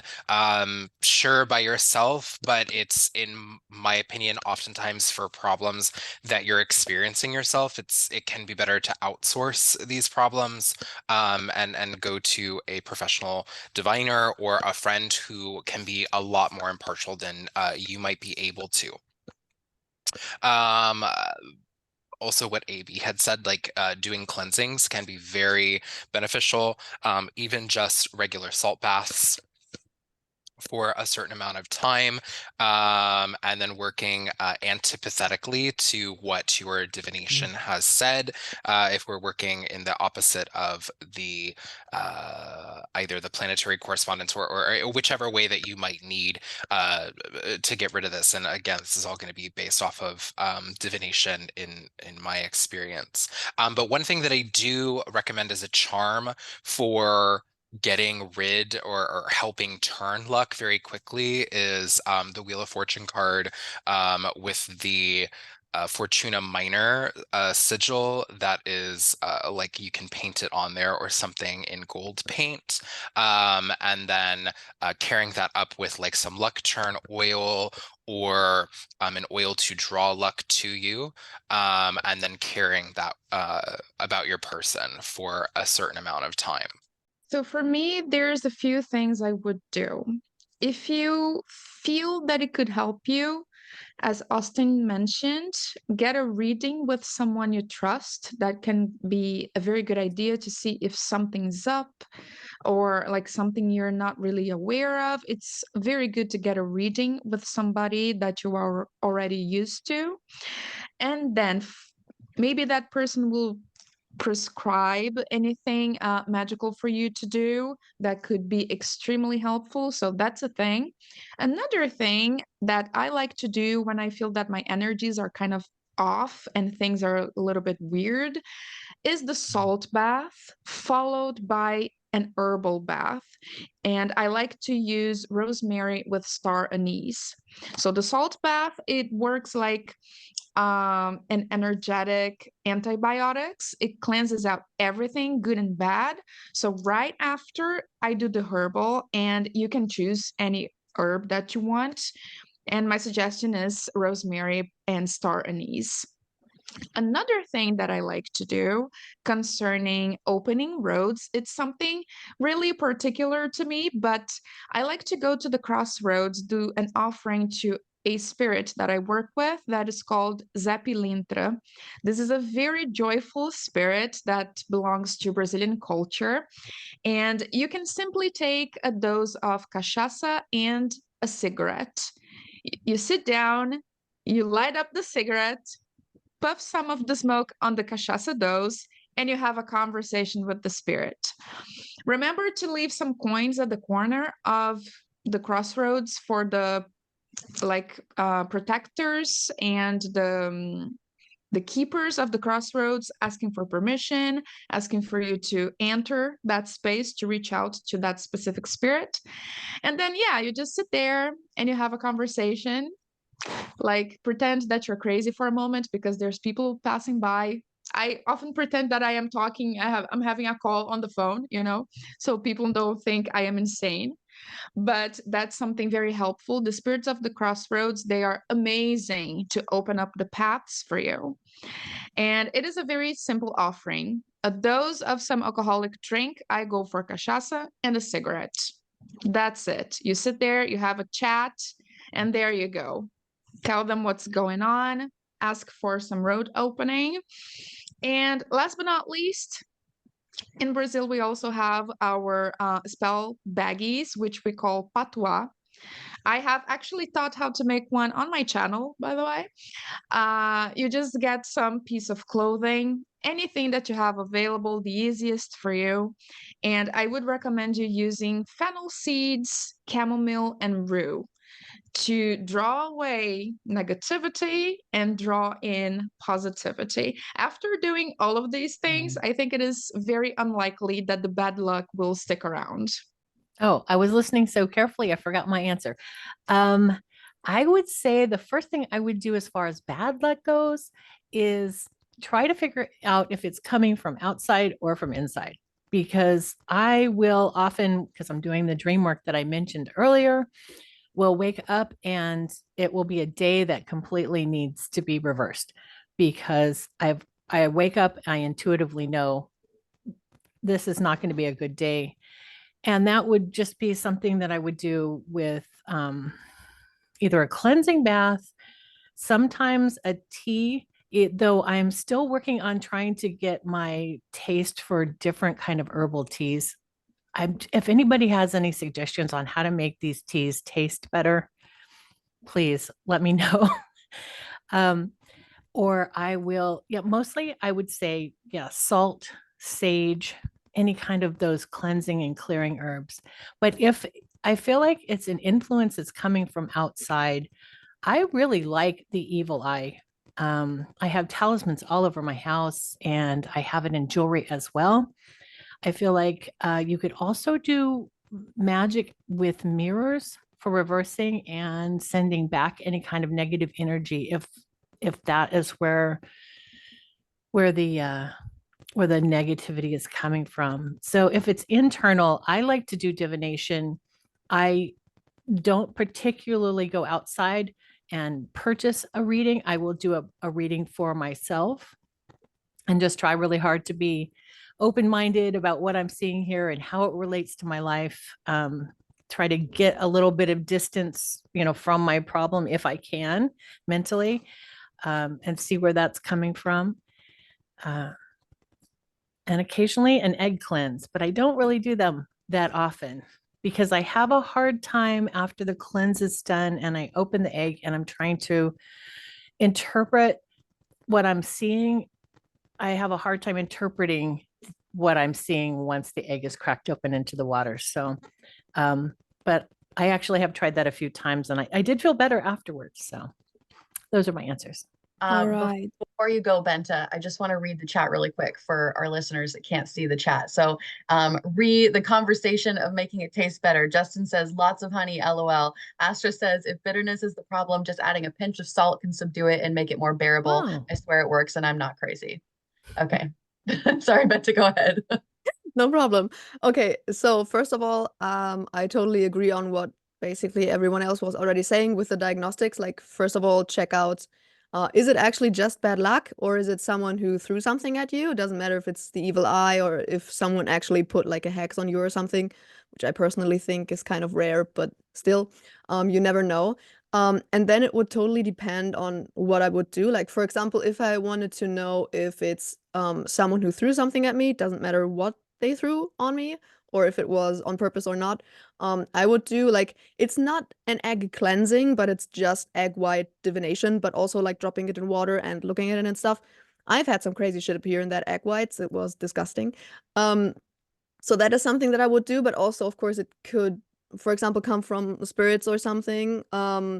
There's one thing that you can do where you take 4 different kinds of stones, like just simple stones that come from different elements, basically. So like a river stone for water, a stone from a mountain for air, a stone from like a fireplace or a hearth or something for fire, and then like one from a graveyard, for example, for earth. And then you could like rub them on your body and put them in hot water and then see which one sizzles the loudest, which one makes the loudest noise. And then that way you can figure out which element it's coming from. And then you would return that stone to the element basically to get rid of whatever it was. That is something that you could do. If it was someone who actually threw something at you, you could do simple things like take some graveyard dirt. And if it's someone who is actually in your area, who you know, you can put the graveyard dirt somewhere where they will walk over it. If it's someone who's not near you, then you could do something like washing your hand in morning dew and like reciting a prayer or an incantation or chanting something while doing that. Kind of similar like a bath, but it's I don't know, it's a little bit more fancy doing it with morning dew. But also, of course, it could just be bad luck, in which case I would just do like a cleansing or a road opening or something. So for example, with a cleansing, something that I would like to do is basically pushing it back to the north. In Scandinavian folk magic, like basically anything bad comes from the north. So you would, like, for example, give it into a north running stream or a north blowing wind or something like that. So you can spit in the wind or something like that, or put it into like a leaf and throw it into a north running stream, something like that. And then I would, of course, want to also draw some luck in. So either I would just do like a very basic candle spell, because for me, success and luck spells have been very successful with candles. But also something I really like is trying to find an acorn that has remained on the tree during winter, and then taking that acorn and just putting it into your pocket, and then you have luck wherever you go, basically. Of course, that's a little bit specific, but in general, oak, also dandelion, great for luck and success and things like that. Yeah. Let's see. Mine is really simple. I like to charm jewelry, and so I'll just take a piece of jewelry, cleanse it, and then stick it in a box or a little bag with a 4-leaf clover, which is usually, that's another thing, to go out and find a 4-leaf clover, but that's something I'm always on the lookout for, and weirdly enough, I find them fairly regularly, so that's something I like to do. Mine's fairly simple too. I mean, if I think I'm having bad luck, I will do a cleansing or floor wash. I also like to use like Hoyt's cologne or rue water and bathe my hands. I'll go like over my body, say a prayer or a psalm. But to bring in good luck, I don't know, I'm pretty basic. I like a rabbit's foot. A family tradition is good luck is to carry a $2 bill in your wallet, so I do that. Sometimes I'll take a rose of Jericho and keep it under the bed. Pretty simple. I agree with a lot of what Austin said, that when it comes to bad luck, one of the first things that you should do is get it diagnosed. Well, I certainly think it's possible for an individual to maybe like distance themselves from a reading. I think even just like your environment and what you think might be happening can have a really big influence on how you interpret. And so for me, if it really is something that I'm super concerned about, I will go get a reading from somebody else and then follow their remediation, or include what they suggest for remediation into what I'm already doing. Generally though, so for for an uncrossing of a sort or a cleansing, I think water is really effective for this. I think baths are one of the primary ways to go about this. For me as a Solomonic magician, I would generally just do a Solomonic bath, but I alter it a little bit by creating a tincture of all of the herbs that are involved in the creation of the aspergillum. So that would be, let's see if I can remember them all. Vervain, fennel, lavender, sage, valerian mint, basil, rosemary, and hyssop. I think that's all 9 of them. I have created an alcoholic tincture, and so I will essentially just put a little bit of that into the bath and then follow like the typical Solomonic protocol. In addition to that though, as somebody who's Catholic, I would also like go to confession actually before the bath. So, okay, let me back up. I would go to confession, I would then do the bath, and then I would try to go to mass every single day for at least a week, just to kind of get back into kind of like a good routine of things. And then I've never had issues from then on. So that's usually my kind of go-to system. Okay, so another kind of complicated answer. From my point of view, the entire practice of magic, not the entire, but a tremendous portion of my practice of magic is to generate my own luck. That is to say, to generate synchronicity and then to follow said synchronicity to the outcome that I'm looking for, right? And I have this mapped out in a way that I teach. Now, that being said, a part of that system is attachment. Okay, so if you have very strong attachments to particular outcomes and you can't get past that, you're going to struggle to manifest that particular outcome, especially if there's trauma involved. So, getting past these trauma blockages can be very, very important. It can be the generator of particular bad luck. So I have a story about this. Now, for the most part, I really strongly advocate doing your own magic, right? There are circumstances under which you need to go to a person or a friend for. And again, this has to do with when you have really strong attachments to a particular outcome. So for me, that situation has always been my love life. Like I cannot do a tarot reading about a girl I'm dating. Can't do it, won't do it. It'll come out wrong and I know it. Because I have a lot of trauma in that area. So I was having I mean, I've been having bad luck in this since I was for a very long time. I'm gonna get into that, but I got kind of sick of it. So here's my story. I got sick of the bad luck. I was just like, you know what? This isn't something I can really handle on my own. So I don't know, a couple months ago, I reached out to Ivy about this. I said, I'm sick of this. I'm having a hard time. I keep having this really bad luck, and I know it's because of me. I know it's my attachments and my trauma, and I'm just not able to get past this. So will you please help me? And then Ivy did a working for me. And then within 24 hours of her doing that working, I met my partner who I adore and I'm really crazy about. I've been very happy ever since. So sometimes going outside is the right way to go. Thanks for talking me up. Now you're a testament to my spell work actually being effective. So ridiculously effective. Like thanks for that. Hyper super effective. Thank you for that.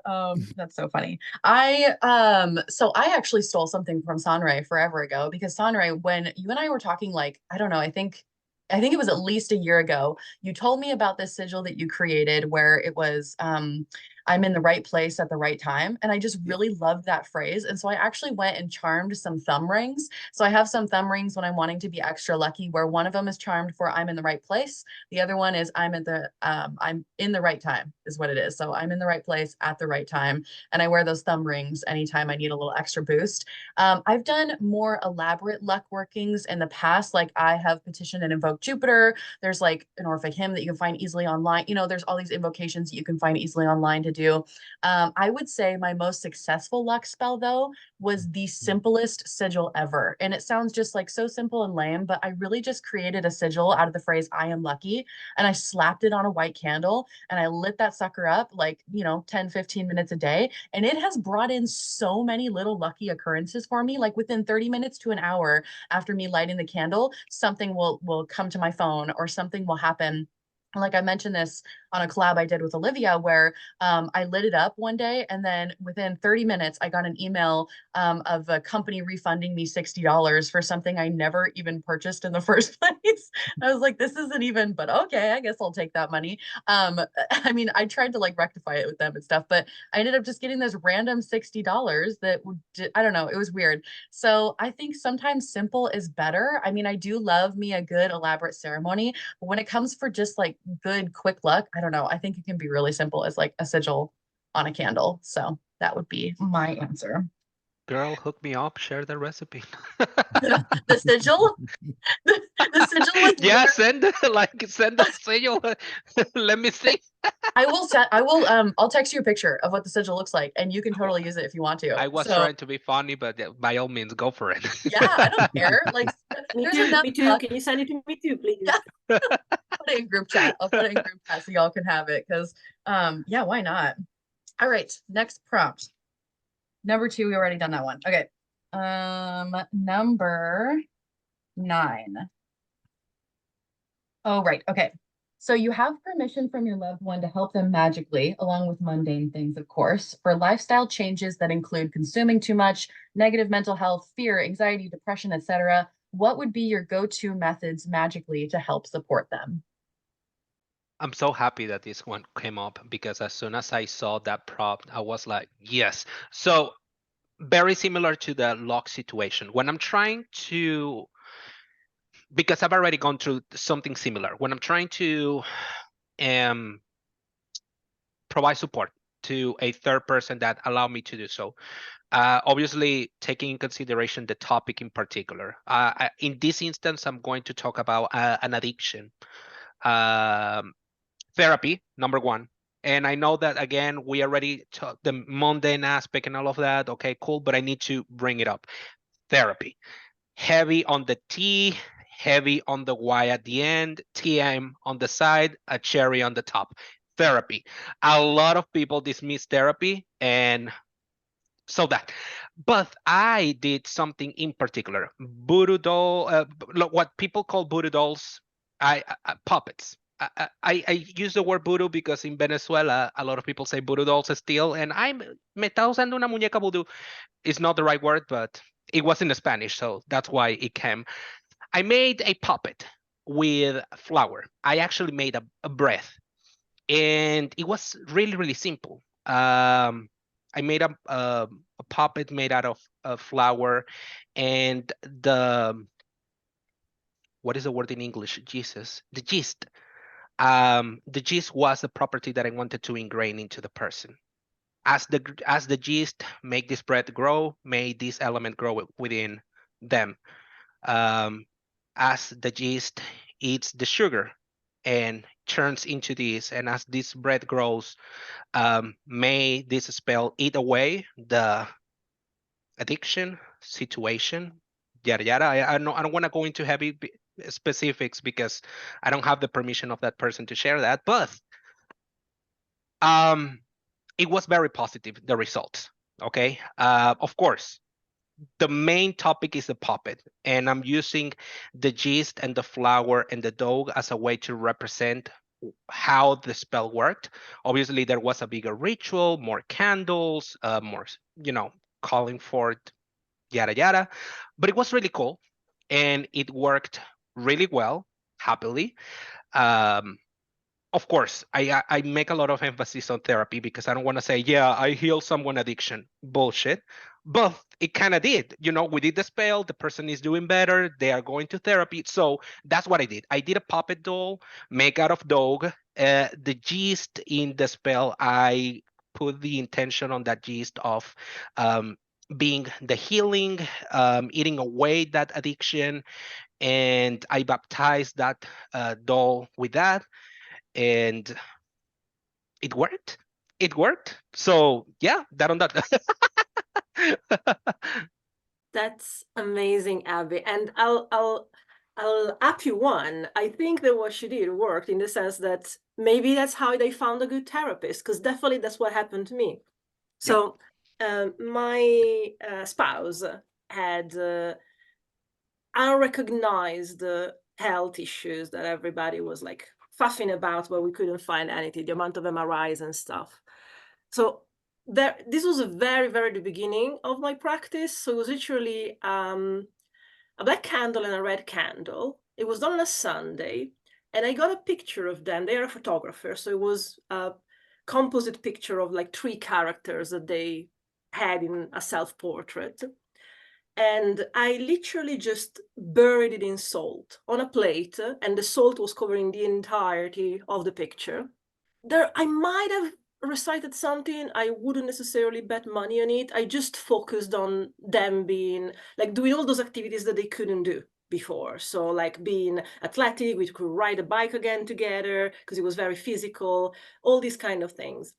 Within 2 months, one of the troubles was that they tried to go back onto therapy, but they have something very specific, and it was very hard to find someone that was either local or that was remote, but would have specialization in their issue. Within 2 months, they found a therapist that they still have today. Nothing has helped as much.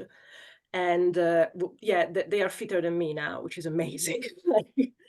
Another thing that keeps helping, I think, is that in my daily devotion to Venus, rightfully Venus, goddess of love, one of the things that I keep asking her is to bring peace, harmony, and health to our relationship. And because you need to be a healthy person to be in a healthy relationship, I need to make a note of this, because she deserves credit for that.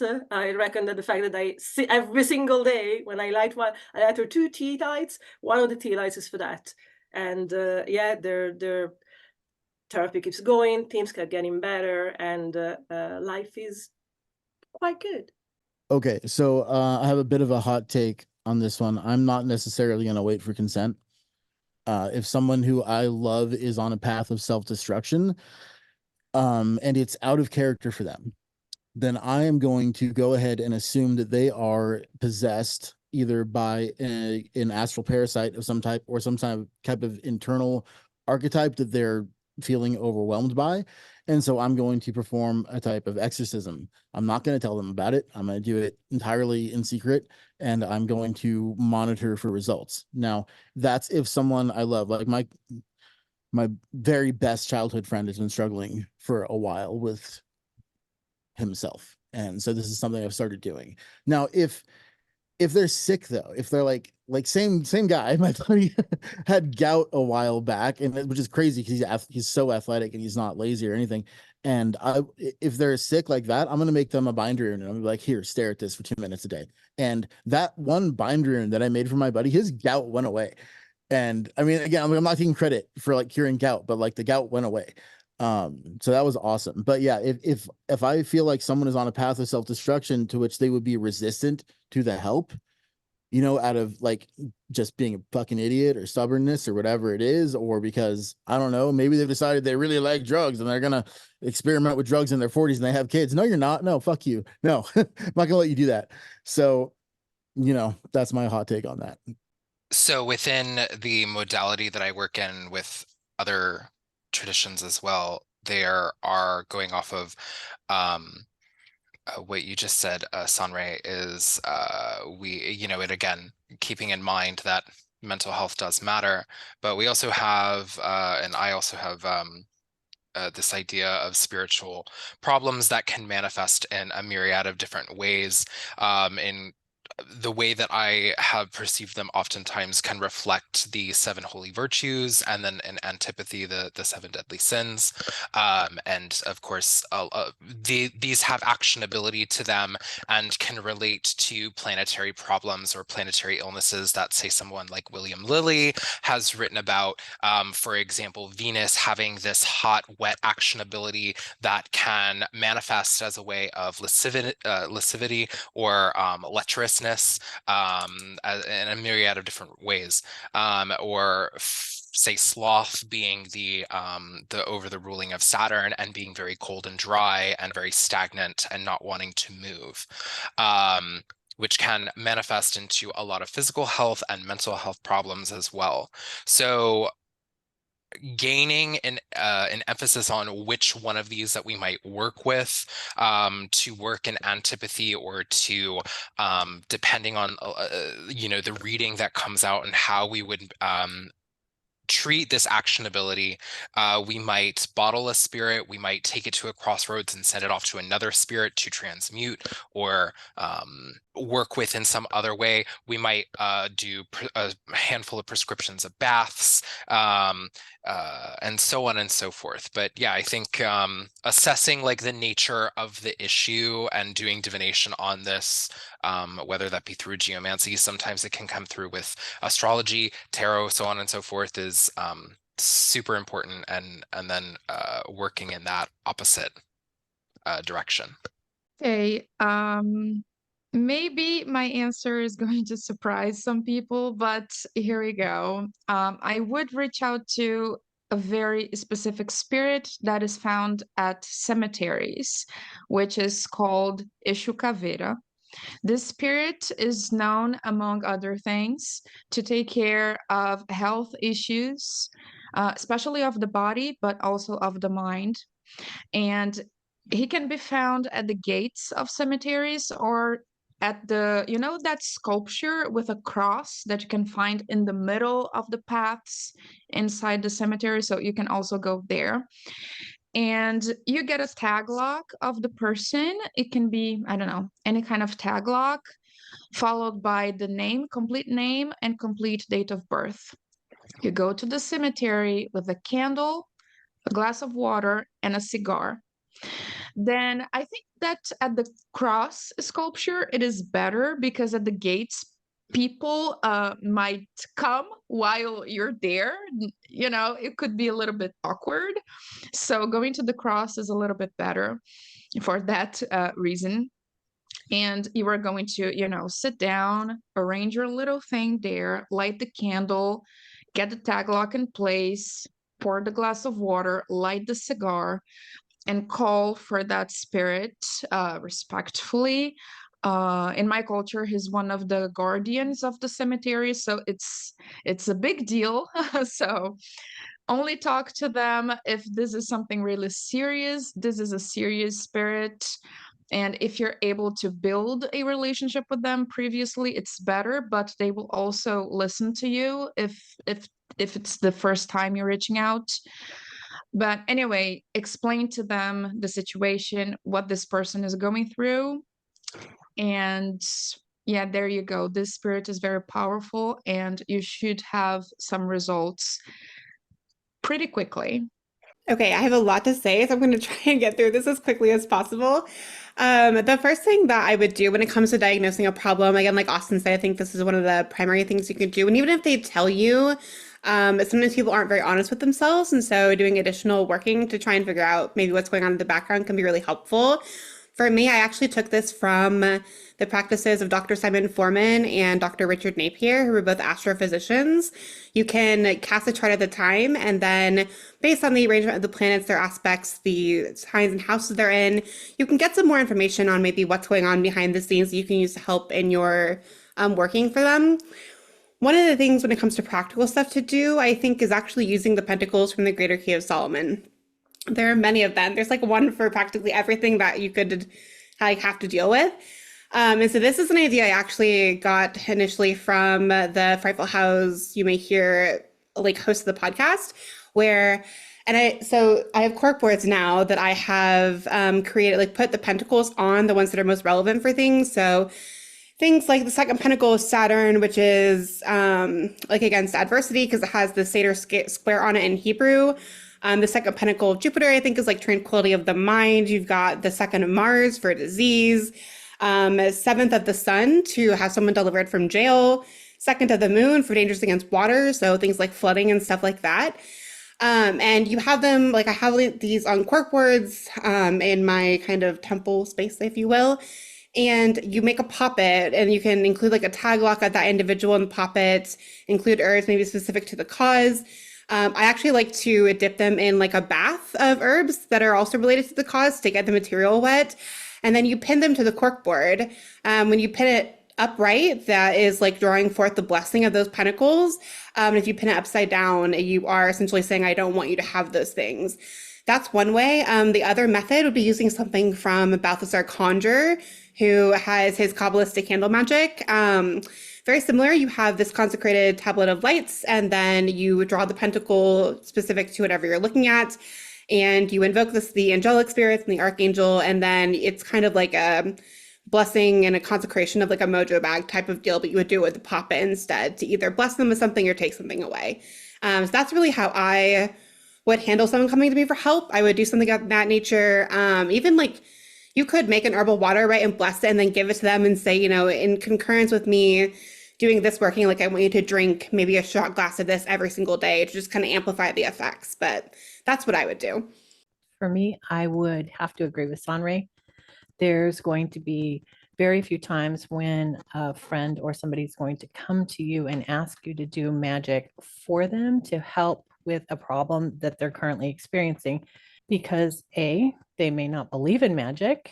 They might know that you're a witch. They might not know that you're a witch, and they might not know that you're even an ally or some kind of resource for them. Depends on if you're in the closet, out of the closet, if they even acknowledge that they're having a problem.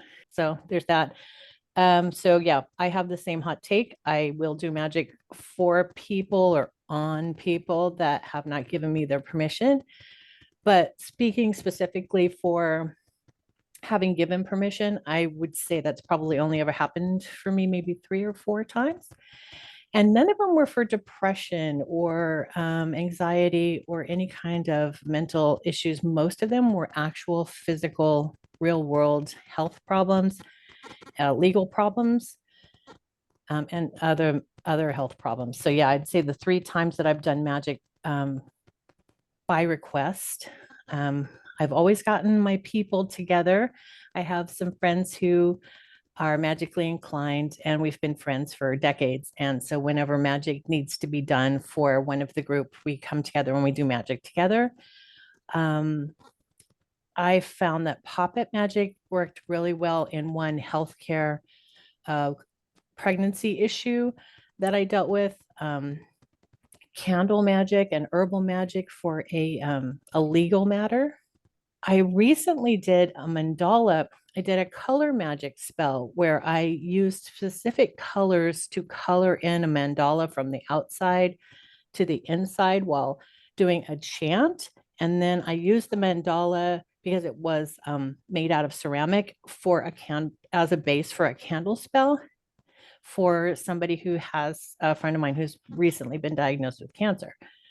And that is something that I'm just going to continue on doing because it's an ongoing treatment and it's an ongoing issue. So I would say puppet magic, candle magic, color magic, and group. I would say get your people together if you have people. Okay, so first of all, again, I would try to figure out like where is this come from?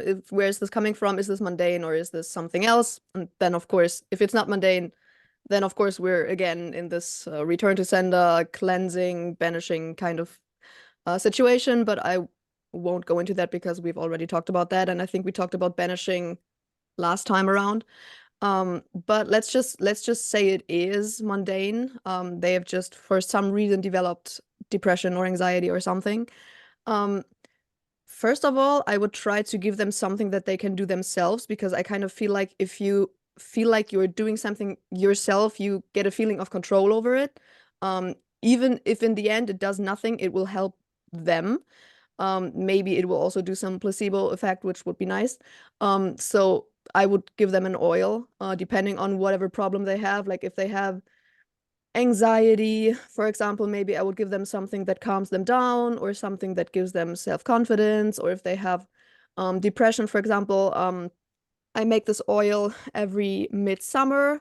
That is like I call it solar serum. So it's like liquid sun energy, basically, which I kind of feel like would be great to brighten up the mood if you have depression, to give you some energy and stuff. So depending on what it is, I would give a specific oil so that they have some control over the situation. Then I would want to do some workings with them if possible, because I kind of feel like whenever it comes to health issues, your ancestors are basically the first that you should go to. At least that's what helps me a lot and what I've done for other people too. But I wouldn't want to contact their ancestors without them. So I would do that with them and then try to get the help of their ancestors in.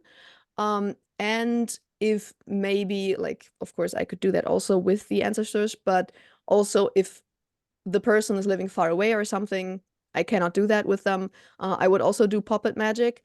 I've done something very successfully already where I made a puppet out of green cloth, because for me green is a very healing color, and then stuffed that with a lot of healing herbs.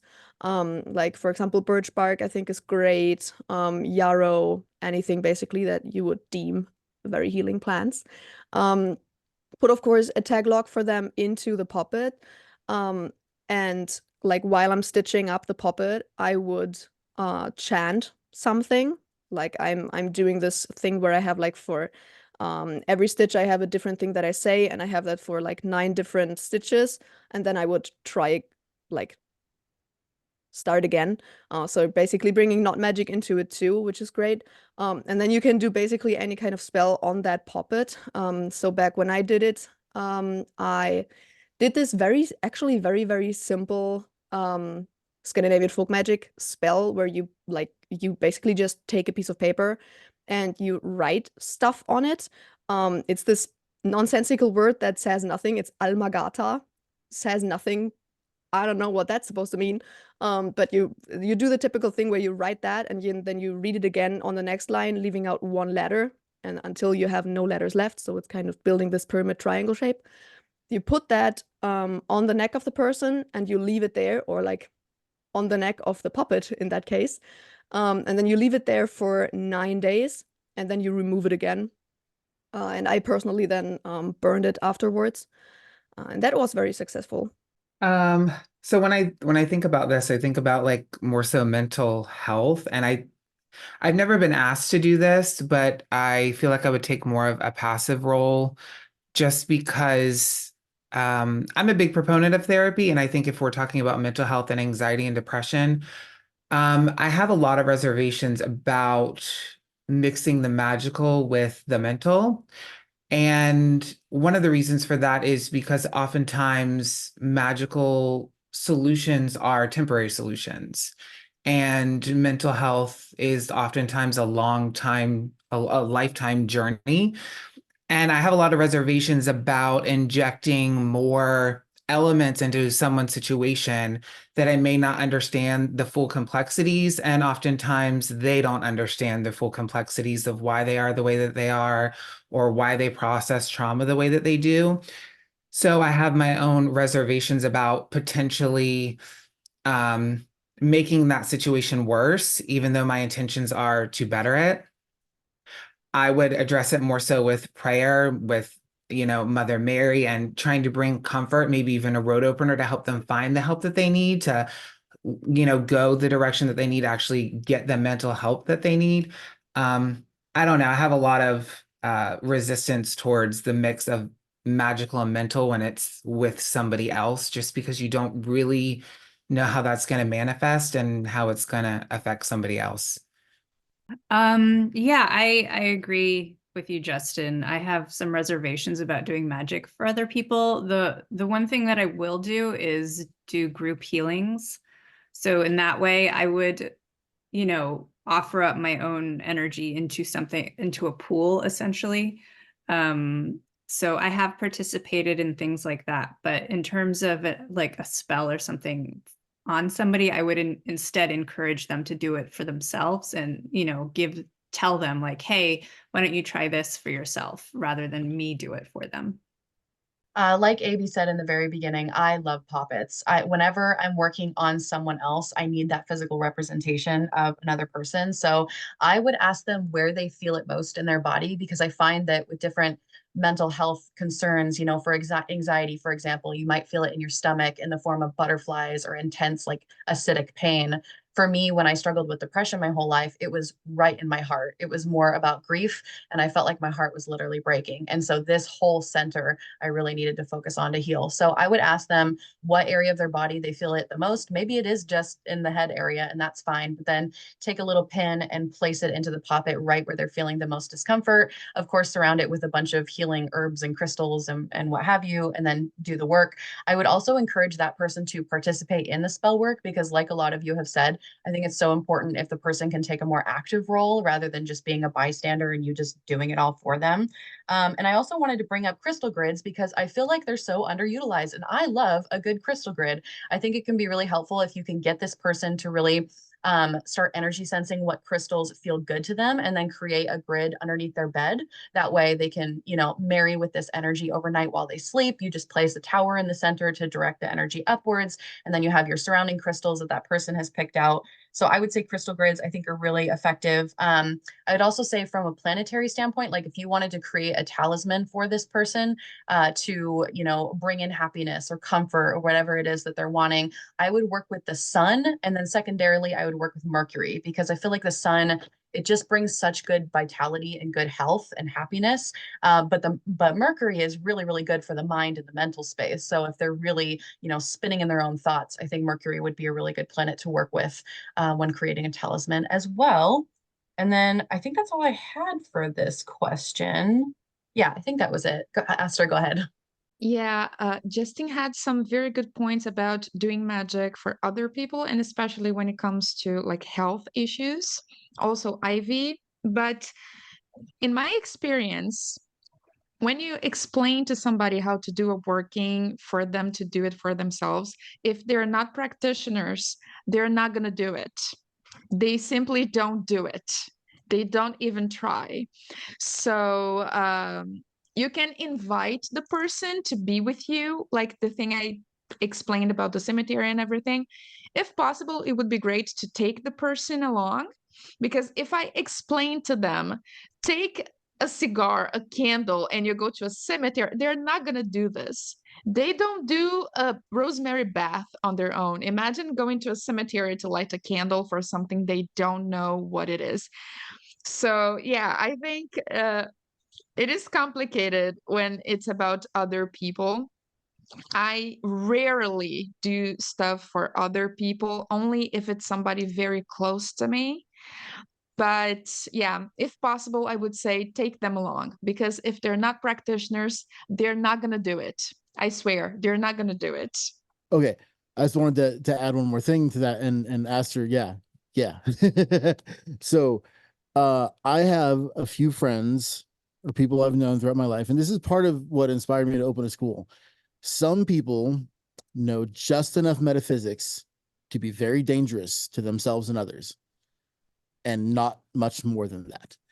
And I wouldn't recommend to those people to do any kind of magical working themselves if I recognize that in them. Again, this is a reason to not inform people if I'm doing a kind of working. I also want to say that I've never hexed anybody, and I don't do workings on people for anything other than emergency situations if I feel like they really need it. I'm not like out here doing magic willy-nilly on other people. But also, so in that same vein that some people know just enough metaphysics to be a danger to themselves or others, occult psychosis is very real. And without a real deep understanding, like if you're like a casual occultist, you're like, you scare me because you can maybe do some magic, but like you don't know what you're doing. You don't know the deeper levels of it. And I feel like that's legitimately dangerous. And one more thing I wanted to touch on, I don't remember who, Benta, it was you. When we were talking about luck back in the other question about other people doing magic against you, I would have agreed with you a couple of years ago, Benta, that that's very rare. But the fact that the last time we all sat here and did this together, that episode got 13,000 views, right? Like, and there's lots of people are paying attention, and there's a lot of people out there doing magic way more than there were 10 years ago, way more. So the possibility of coming across somebody who is just kind of throwing hexes willy-nilly is way higher than it used to be. You give me anxiety, Sanhre, but you're very correct. I wanted to echo what Aster said. She has a very good point. When I did the spell for my spouse, it went the other way around. I asked them permission. Hey, do you mind? Because especially at the beginning, they are still more skeptical than I am. They're practitioners as well. But especially at the beginning, their kindest way to still support me but not be into it was that if it makes you feel better, which is, I know how condescending it sounds, but from their perspective, like they studied physics and they were supposed to like become an astrophysicist. So it's the kind of person that if I don't see it under a microscope, like why, like good for you. So at that time, it definitely was a kind of, I'm asking you permission to do some of my woohoo, and then if it works, good, and if it doesn't, we've done nothing. But definitely, like there's the kind of thing that if it's someone that you care about, someone in your family, and either you're not out to them as a practitioner, or you risk ostracism in any kind of way. It's you do yourself. You inform them at best if you can. But yeah, I kind of see the point. Aster had a very good point. Thank you. Okay, so last one that we're going to do, we just decided off camera that we are going to do a speedy question with speedy answers because we are running out of time. So the question for this one is, when you want something to speed up or happen very quickly, what sort of elements do you bring into your spell work? What do you do if you want something to happen really fast? Fast answers, go. Okay, I'll start. There are two things that you can do to speed up your results. While you are saying your petitions, you can have alcohol in your mouth. You can have a dose of whatever beverage you're offering. Cachaça is my go-to usually. And you have a shot, and as you have the alcohol still in your mouth, you can taste it. You say the words, you say what you want. And another thing that you can use, that one is gonna hurt, not gonna lie, but it's chili pepper. You chew it, you feel it, and you say your petition. It is going to bite, and yeah, but you're gonna get fast results. And it's important to not swallow, just chew on it, and then you spit it out. Okay, I have a particular magical working that I teach all of my students, and it's called a thought bomb. And if you are a Star Wars fan, then you know where I stole that from. Okay, so if you have to do magic on the fly, you need something now, or you just got pulled over, is the example I love to use, and you don't want to get a ticket. So what you need to do is draw in as much mental energy as you possibly can, right? You need to align your emotional energy and your mental energy together at the same time. Pull it in as hard and as fast as you can with a really simple intention, like I don't want a fucking ticket, or I need to manifest this much money today to pay my rent, et cetera, that kind of thing. You need it fast, right? Bring it in as fast as you can. And if you've ever seen Dragon Ball Z, you're going to want to like visualize something like that, right? Like when Goku is about to do whatever the thing he does is, pull all that energy in as hard and as fast as you can and visualize. You do have to visualize a particular magical circle that I've memorized, but you can create your own. Just make sure that you get it correct, right? Bring it in and then push it out like an explosion as far and as hard as you can, and visualizing it going out as far as you can see with the force of a nuclear bomb, and then just cut it off right there and be done with it. Okay, my favorite thing is candle magic, because fire is the element of quickness. I'm sure that's probably going to be a common answer. So if you want something to happen fast, use fire. Slow, use earth, elementally. I was also going to say the same thing as Aster, except I was going to say instead of red chili pepper, I was going to say red peppers, like the little ones that you get in the packets for your pizza. Save those. And the chew those, and then the power of breath to say your incantation or to blow out the candle or whatever you want to do with that. And my third and favorite one is coffee. I make a money drawing spell jar, and the base of my spell jar is coffee to speed up the working. And then I layer in different herbs, and then I close it up. I actually, when I made that jar to film for my video, I ended up coming into almost $2,000 on the day that I filmed the video, of like unexpected income that just found out about it on the day. And then I ended up putting them on my shop, and a lot of people who have purchased those jars have messaged me privately and said, on the day that the jar came in the mail, I also got, whatever money or whatever prosperity thing. And I truly believe that the coffee is what makes that speedy portion of the spell jar. The last experience that I had, the quickest that I've had something manifest, but humongously, is 11 days. Is it quick enough? I don't know. But my experience was it wasn't even so many as osmetic correspondences, but I had candle magic. I had crystals for correspondences. I had tarot cards. I had a bay leaf with a petition. And it's literally the only spell that I've shared on my channel, actually, because I made the entire list. I was away from home, and I went as vague as possible. I want prosperity and I want money from, I want success and I want money from it. 11 days to the moment that I did the spell, I got a call and I got a commission as an artist. So okay, so if the working was already done, and even if it hasn't been done necessarily, I would surround it with the geomantic figure of Puer, a very fiery figure. I would coat the candles in a powder composed of coffee, cinnamon, and then a bunch of like hot pepper stuff, anything that's really fiery to kind of push things along. Some other things you can do a novena to Saint Expedite, or place his prayer card or a statue within the work itself. I would also probably, if I had a little bit more time, I would do some divination to try and ascertain, like, if there's a working that's happening and it's not manifesting fast enough, I would do some divination to see if there's any particular obstacles in the way, or quite frankly, if it's a working associated with a particular spirit, I would just call them up and say, hey, are you encountering any obstacles? What are they? How can I help you? And then if they were like to give me that information, I'd be like, great, let's do let's destroy the obstacles, let's do some road openers. Like, we can still manage to kind of push this along a little bit, and address those. But for speed in general, like if it's for a working that I need to be done really, really quickly, I try and time them when the associated planet, so like if it's mental, for example, or like messenger, I would use Mercury, just to give an example. Time it when the associated planet is in a fiery or a cardinal zodiac sign. And this can be on the spectrum, right? Like, we could talk about actual signs. We can talk about decans ruled by Mars, for example, lunar mansions that are associated with really speeding things along, and then making sure that that is positively aspecting the moon also in a preferably fiery or cardinal sign. So very similar to Aster, chili pepper in the mouth, chili pepper on the workspace.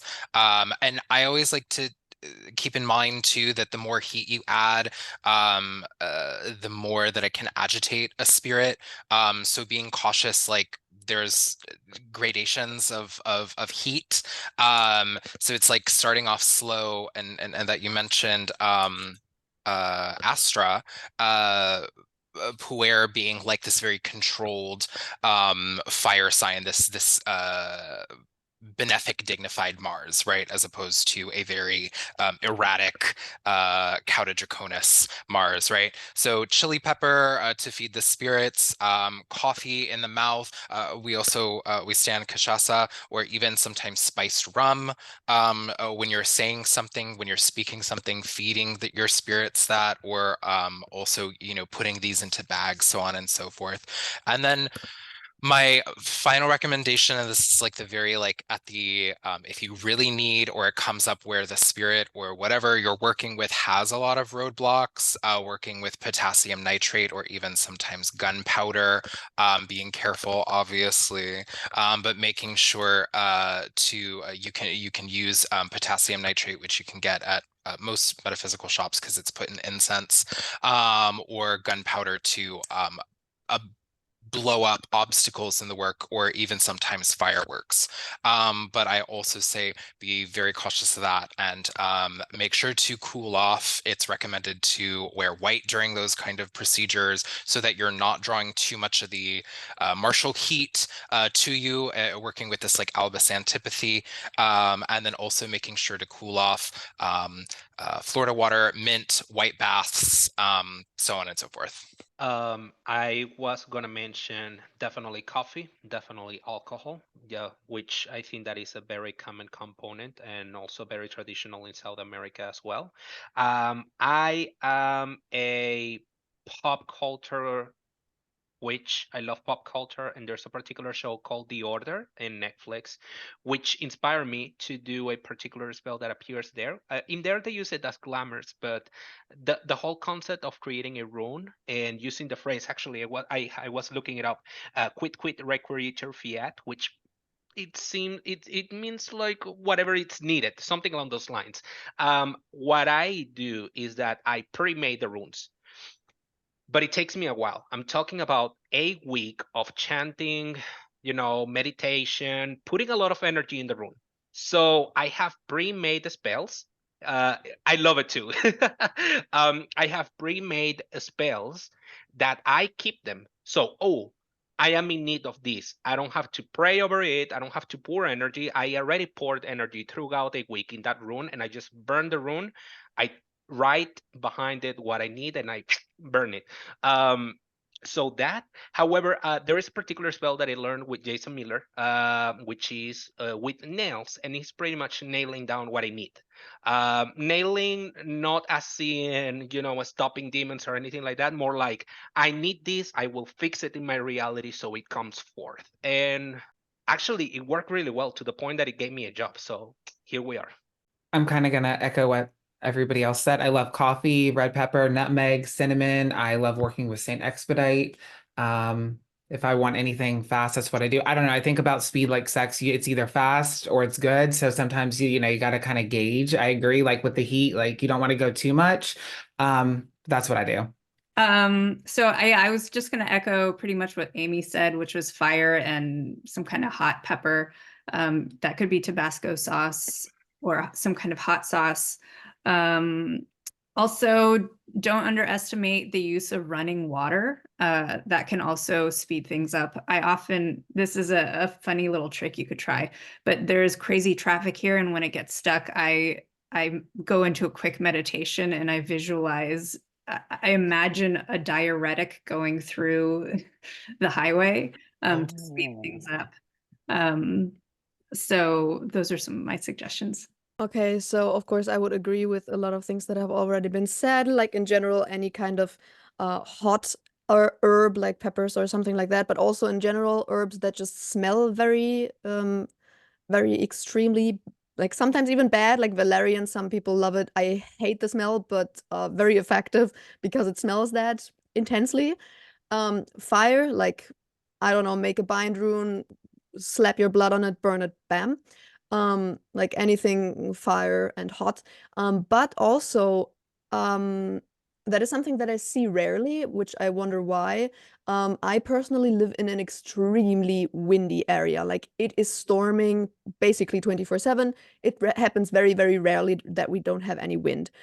So I would work with the wind, and like either like scream what I want into the wind, or like make a bind rune and hiss a flag or something like that, or make like an incense or chant something into the wind, something like that. I feel like if like, of course, that it just has to work on that day. If the wind is very strong that day, I would work with the wind, definitely. Mine is super basic. I create a sigil, I spit on it, I rub some coffee and cinnamon, and then I burn it using the fire element. If I'm feeling like extra spicy, I'll charge it with some sex magic, because that also makes things go really, really fast for me.